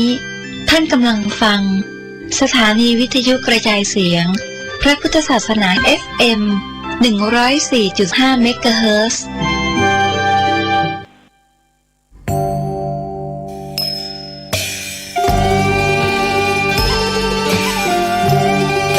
เนื่องในวันคล้ายวันกำเนิดครูบาเจ้าศรีวิชัยและครบรอบ144 ปีในวันเสาร์ที่ 11 มิถุนายน 2565 นี้มูลนิธิครูบาศรีวิชัยจังหวัดเชียงใหม่ขอเชิญชวนชายไทยผู้เลื่อมใสในพระพุทธศาสนาและศรัทธาครูบาเจ้าศรีวิชัยสมัครอุปสมบทเป็นพระภิกษุจำนวน 9 รูปเป็นเวลา 9 วันเพื่อเป็นสิริมงคลแก่ตนเองและครอบครัวเป็นรุ่นที่ 23 รุ่นเสริมสรรพมงคลอุปสมบทณวัดพระสิงห์วรมหาวิหารแล้วเข้าไปฝึกปฏิบัติวิปัสสนากรรมฐานที่วัดร่ำเปิงตะโปธารามผู้สมัครจะต้องมีอายุ 20 ปีบริบูรณ์ขึ้นไปไม่เกิน 45 ปีไม่เคยอุปสมบทเป็นพระภิกษุมาก่อนต้องเข้าฝึกต้องจำคำขออุปสมบทได้ไม่น้อยกว่า 4 ครั้งและต้องอุปสมบทได้ครบ 9 วันไม่ต้องมีรอยสักที่อาจทำให้เสียภาพลักษณ์ของพระภิกษุสงฆ์ผู้อุปสมบทไม่ต้องเสียค่าใช้จ่ายใดๆแต่อาจจะร่วมบริจาคตามแต่จะมีจิตศรัทธาได้ผู้สนใจสอบถามรายละเอียดและสมัครโดยตรงที่พระครูวินัยธรชัชวาลชวนะปัญโยผู้ช่วยเจ้าอาวาสวัดพระสิงห์วรมหาวิหารโทร 0818828129 หรือที่นายพยูนมีทองคำประธานกรรมการมูลนิธิโทร 0897007939 ตั้งแต่บัดนี้จนถึงวันศุกร์ที่ 13 พฤษภาคม 2565 นี้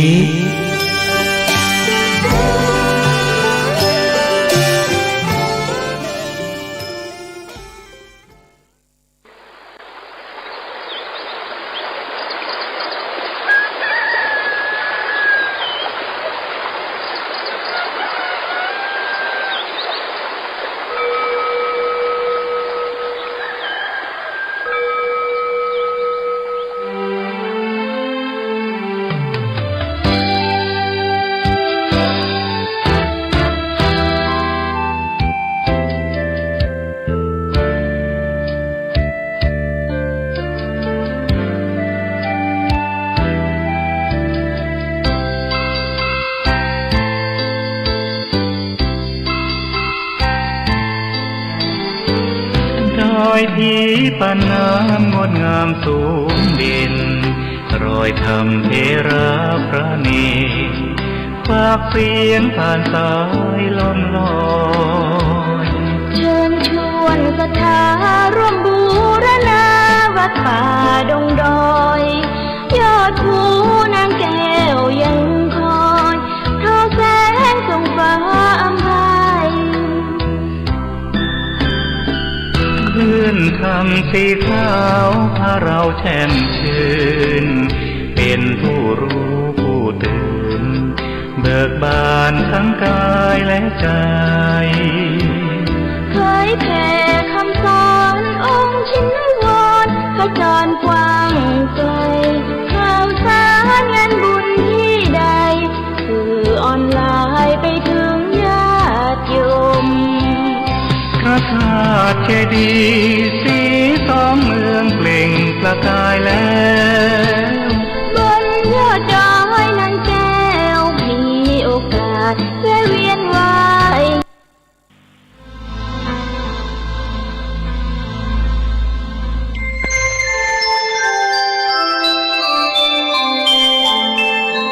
ขณะนี้ท่านกำลังฟังสถานีวิทยุกระจายเสียงคลื่นเพื่อการศึกษาพระพุทธศาสนาและวัฒนธรรมระบบ FM 104.5 เมกะเฮิรตซ์ออกอากาศณวัดฝายหินตำบลสุเทพอำเภอเมืองจังหวัดเชียงใหม่โทรศัพท์053-226-058-053-810-406-053-943-691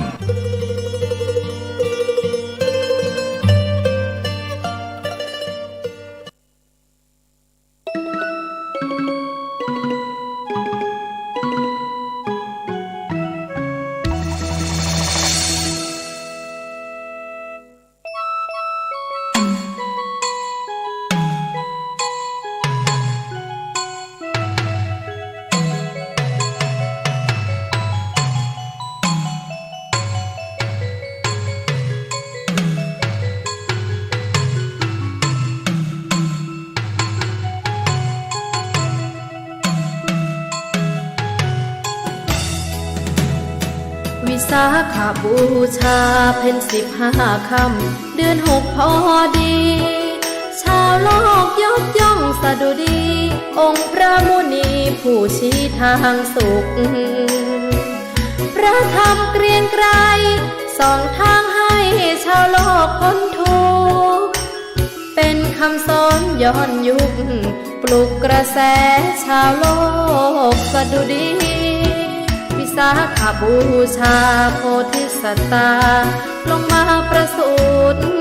ลุมพินีพื้นที่พองผุดพระองค์ประสูติยกนิ้วขึ้นชี้ประกาศว่าจะมนุษย์เกิดมานำพาโลกนี้มนุษย์ประเสริฐเลือที่บนพื้นปฐพีไม่มีกลัวเกรงวิสาขบูชาตรัสรู้ธรรมาพาโลกสว่างผู้คนได้เห็นหนทางสว่างสวัยจิตใจเพ่งเล็งฝึกหัดจัดตนให้เป็นคนทั้งดีทั้งเก่งในโลกไม่มีนักเลงไม่มีใครเบ่งข่มเหงคดโกงวิสาขบูชาวันที่นิพพานลาละสังขารเป็นวันปรินิพพานดับสังขารพระพุทธองค์ปัจฉิมวาจาอย่าประมาทขาดกิจเสริมส่งจากนั้นพระพุทธองค์ดับชีพลงลาลับโลกไปวิสาขบูชาเพ็ญ15 ค่ำเดือน 6พอดีชาวโลกยกย่องสดุดีองค์พระมุนีไม่มีเสื่อมคลายความจริงโลกนี้ไม่มีใครหนีไปได้ฝึกกายใจไม่ประมาทชาติเกิดเป็นคน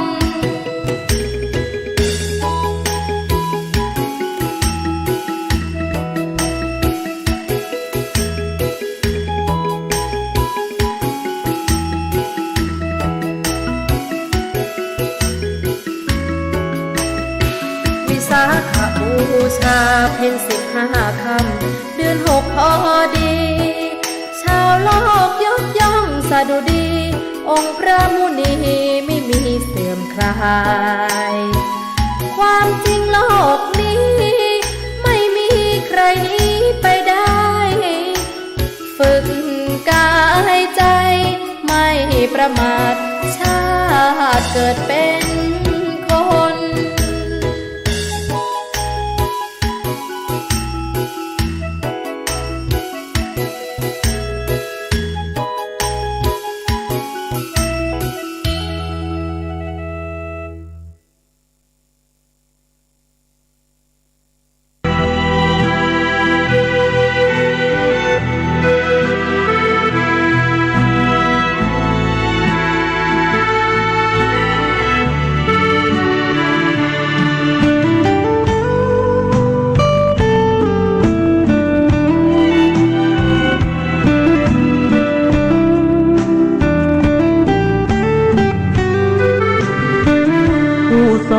คุณเลิ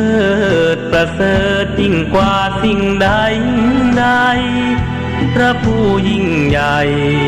จะได้อุบัติขึ้นมาโลกที่มืดบอดมัวมนในม่านมายาด้วยแสงปัญญาส่องโลกให้หายมืดมนท่ามกลางป่าใหญ่ใต้ร่มสาละวันนั้นเป็นวันสำคัญลือลั่นไปทั่วสากลเป็นวันที่โลกจะได้คลายทุกข์กังวลผู้เป็นจอมคนได้ทรงอุบัติขึ้นแล้ววิสาขบูชาวันฟ้ารุ่งเรืองอำไพแสงธรรมส่องใจผ่องใสเหมือนดังดวงแก้วเป็นวันประสูติบุรุษผู้ทรงเพลิดเพลินสกาวพราวแพรวแวววับประดับโลกาหอมกลิ่นบุพามาลัยโชยมาตามลมหมู่มหาพรหมประนมนอบน้อมบูชาโลกได้แจ่มใสส่องไปถึงหมู่เทวาจันทร์เพ็ญเด่นฟ้าส่องมาบูชาพระพุทธองค์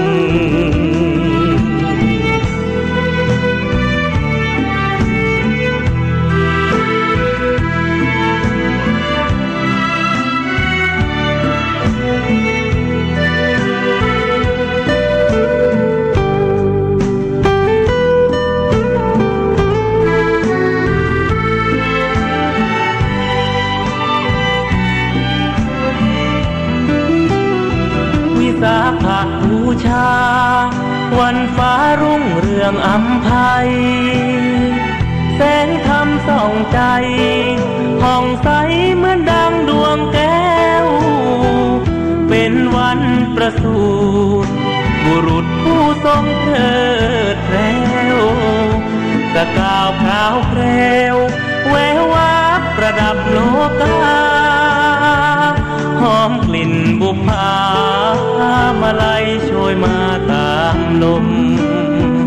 หมู่มหาพรหมประนมนอบน้อมบูชาโลกได้แจ่มใสส่องไปถึงหมู่เทวาจันทร์เพ็ญเด่นฟ้าส่องมาบูชาพระพุทธองค์โลกได้แจ่มใสส่องไปถึงหมู่เทวาจันทร์เพ็ญเด่นฟ้าส่องมาบูชาพระพุทธองค์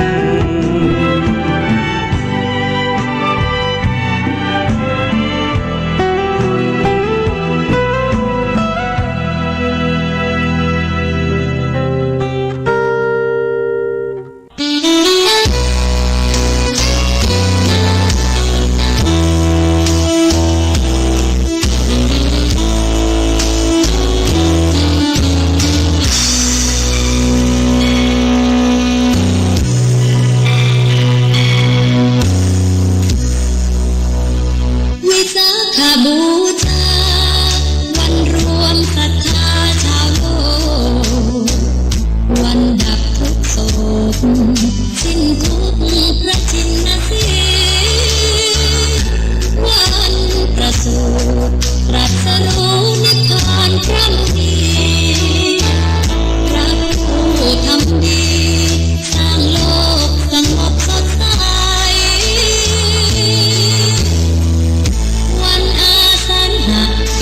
พระสงฆ์พระพุทธองค์รู้ธรรมตรัสธรรมด้วยใจเราชาวพุทธหยุดชั่วทำดีสืบไปพระสงฆ์ท่านให้หลักใจนำทางมาถึงวันนี้เป็นวันที่รู้ทั่วกันเป็นวันสำคัญที่ท่านสอนทำเป็นกลางวันนี้มาขอละชั่วปล่อยวางเป็นวันนำทางสร้างชีวิตให้มันคงวิสาขบูชาคือวันพระอาสันหพิสุทธิ์คือวันพระสงฆ์มาคบูชานำพาปฏิบัติมั่นคงอัตถมีพระองค์ดับขันสลายขอเชิญทุกท่านเวียนเทียนนมัสการน้อมก้มกราบกรานพระปฏิมาด้วยตั้งใจกายทำบุญตักบาตรชำระใจให้สบายฟังคำผ่อนคลายทำลายทุกสุขลมเย็น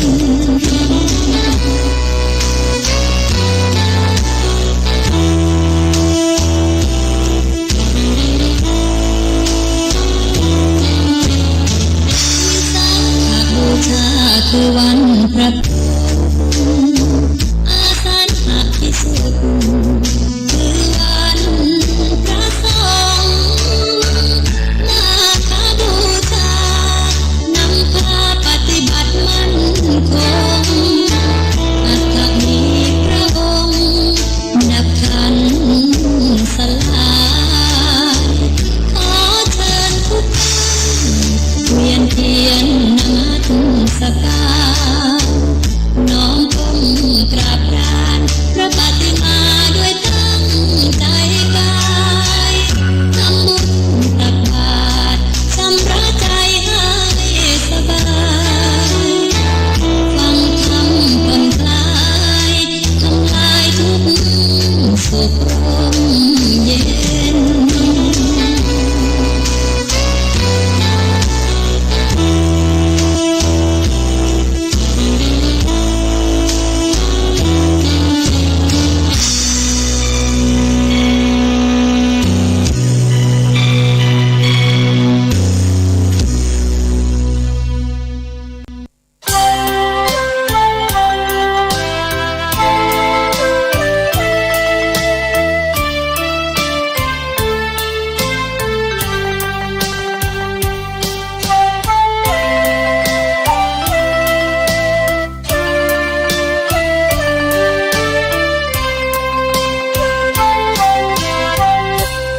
ถึงแล้ววันวิสาขบูชา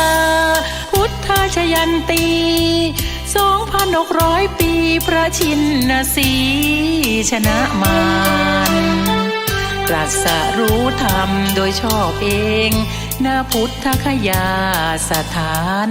คุณค่าอนันต์โลกซึ้งฉลองใช่บูชาที่สองไม่มีเป็นหนึ่งดุจตะวันสองโลกอำไพกี่ยุคผ่านไปพุทธะเฉิดฉายทำล้ำเลิศลาเหนือเทพพระเจ้ายิ่งด้วยคุณปัญญาบริสุทธิ์มหาจิตกรุณาหนุนโปรดโลกพ้นทุกแท้จริงทรงเปิดโลกให้เห็นความจริงทุกสิ่งสัตว์โลกวนวิ่งตามกรรมกฎเกณฑ์ไม่นิ่งอาศัยรูปนามไม่เที่ยงทุกข์ไม่ใช่ตนจริงหลงอยากยึดยิ่งก่อกรรมเป็นเชื้อพาทุกข์วน หมดหลงอยากยึดก็พ้นโลกาสุขยิ่งนิพพานพ้นทุกข์โทษทันด้วยเห็นธรรมรู้ประพฤติตนให้เป็นผู้มีอาธิศีลสมาธิปัญญาพาหลุดพ้นเป็นอริยชนแผ่ธรรมตามรอยพระสงฆ์ชัย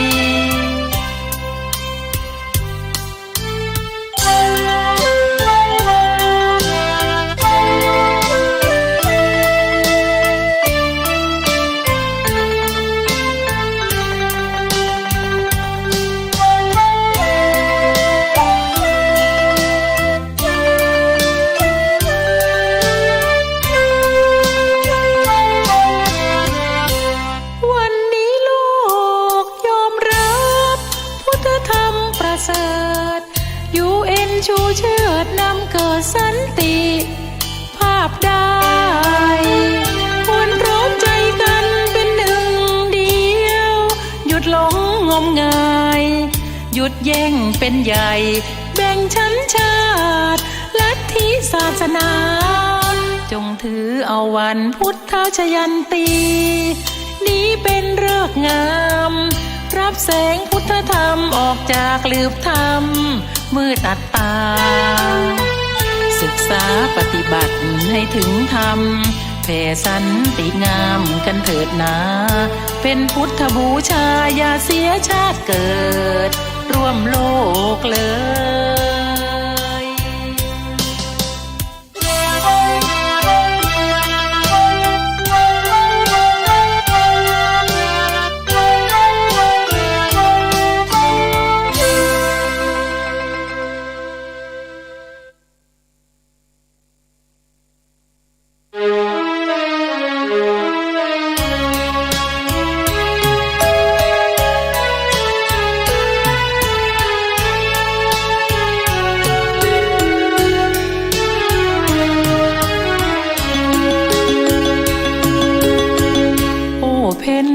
6วิสาขบูรณมีนั้นเป็นวันที่พระพุทธเจ้าพระองค์นั้น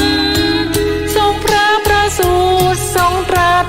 สรู้และทรงปรินิพพานโลกรำลึกถึงองค์ท่านทรงเป็นบรมศาสดาเมื่อวันประสูติทรงเปล่งอาสาพิว่าจาว่าในโลกล่าเรามาเป็นหนึ่งเลิศนักหนาโลกนี้เราประเสริฐที่สุดเจริญที่สุดในโลกาไม่มีอีกแล้วพบหน้า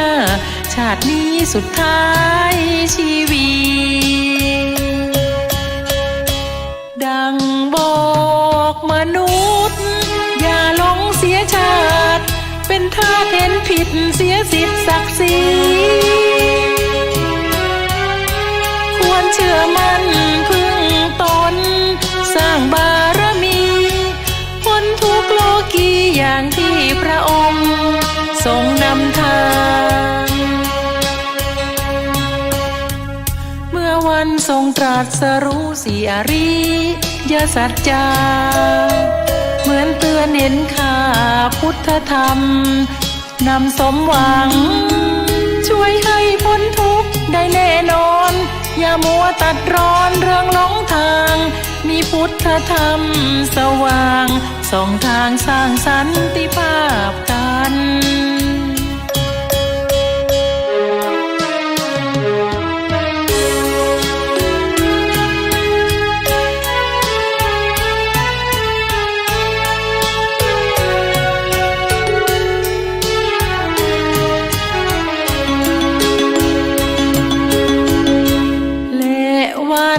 ดับขันธ์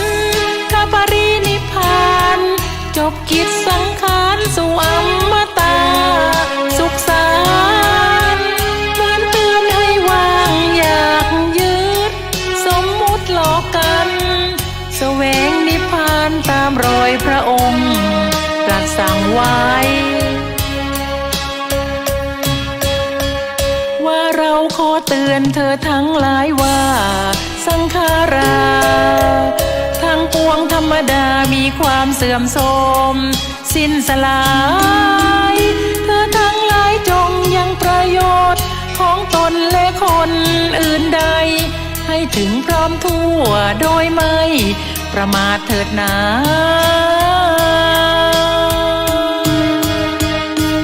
จงอย่าลื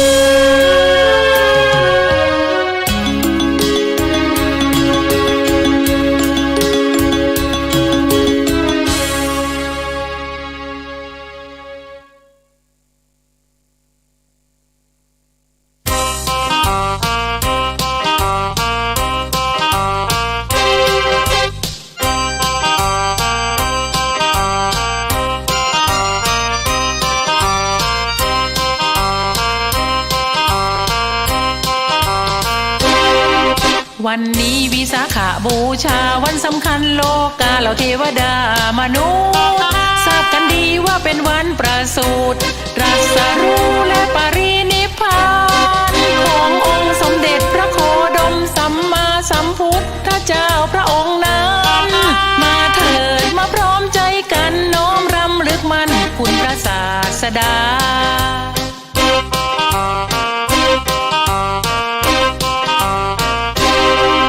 วันนี้80 ปีก่อนพศนะลุมพินีวันประสูติพระพุทธทรงดำเนิน7 9บนบัวผุดแล้วหยุดเปล่งอาสาพิวาจาว่าโลกนี้เราเป็นเลิศสุดประเสริฐที่สุดเจริญที่สุดโลกนะชาตินี้สุดท้ายเกิดมาไม่มีชาติหน้าพบใหม่ต่อไปดังทรงเตือนมนุษย์ให้เชื่อมั่นตนว่าสามารถหลุดพ้นเกิดแก่เจ็บตายทุกได้หากถ้ารู้พึ่งตนสร้างบารมีไว้เต็มพร้อมเมื่อไรแน่นอนย่อมได้ดังพระองค์วันนี้เมื่อ45 ปีก่อนพศนะพุทธคยาพุทธาทรงตรัสรู้อริยสัจจะทั้ง4ด้วยบารมีทรงบรรลุวิชาชนะมารสิ้นอาสาวะพ้นทุกข์ดังประสงค์แล้วอุทิศชีพเหลือทำรงพุทธศาสนาช่วยโลกเห็นทาง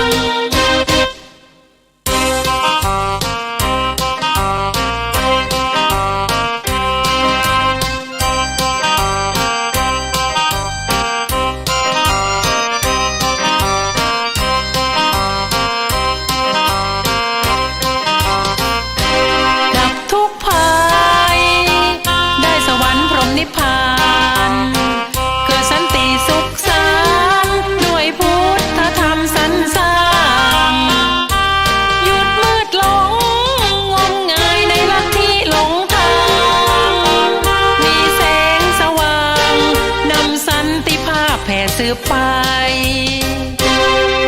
วันนี้1 ปีก่อนพศณเมืองกุสินาราพระพุทธนั้นทรงเข้าสู่ปรินิพพานละทิ้งสังขารจบกิจหมดปัจจัยเป็นสุขอย่างยิ่งอมตะประหนึ่งเตือนว่าอย่าประมาทเสียหายศึกษาปฏิบัติให้ได้ใช่ถึงฝั่งสมหมายตามรอยพุทธองค์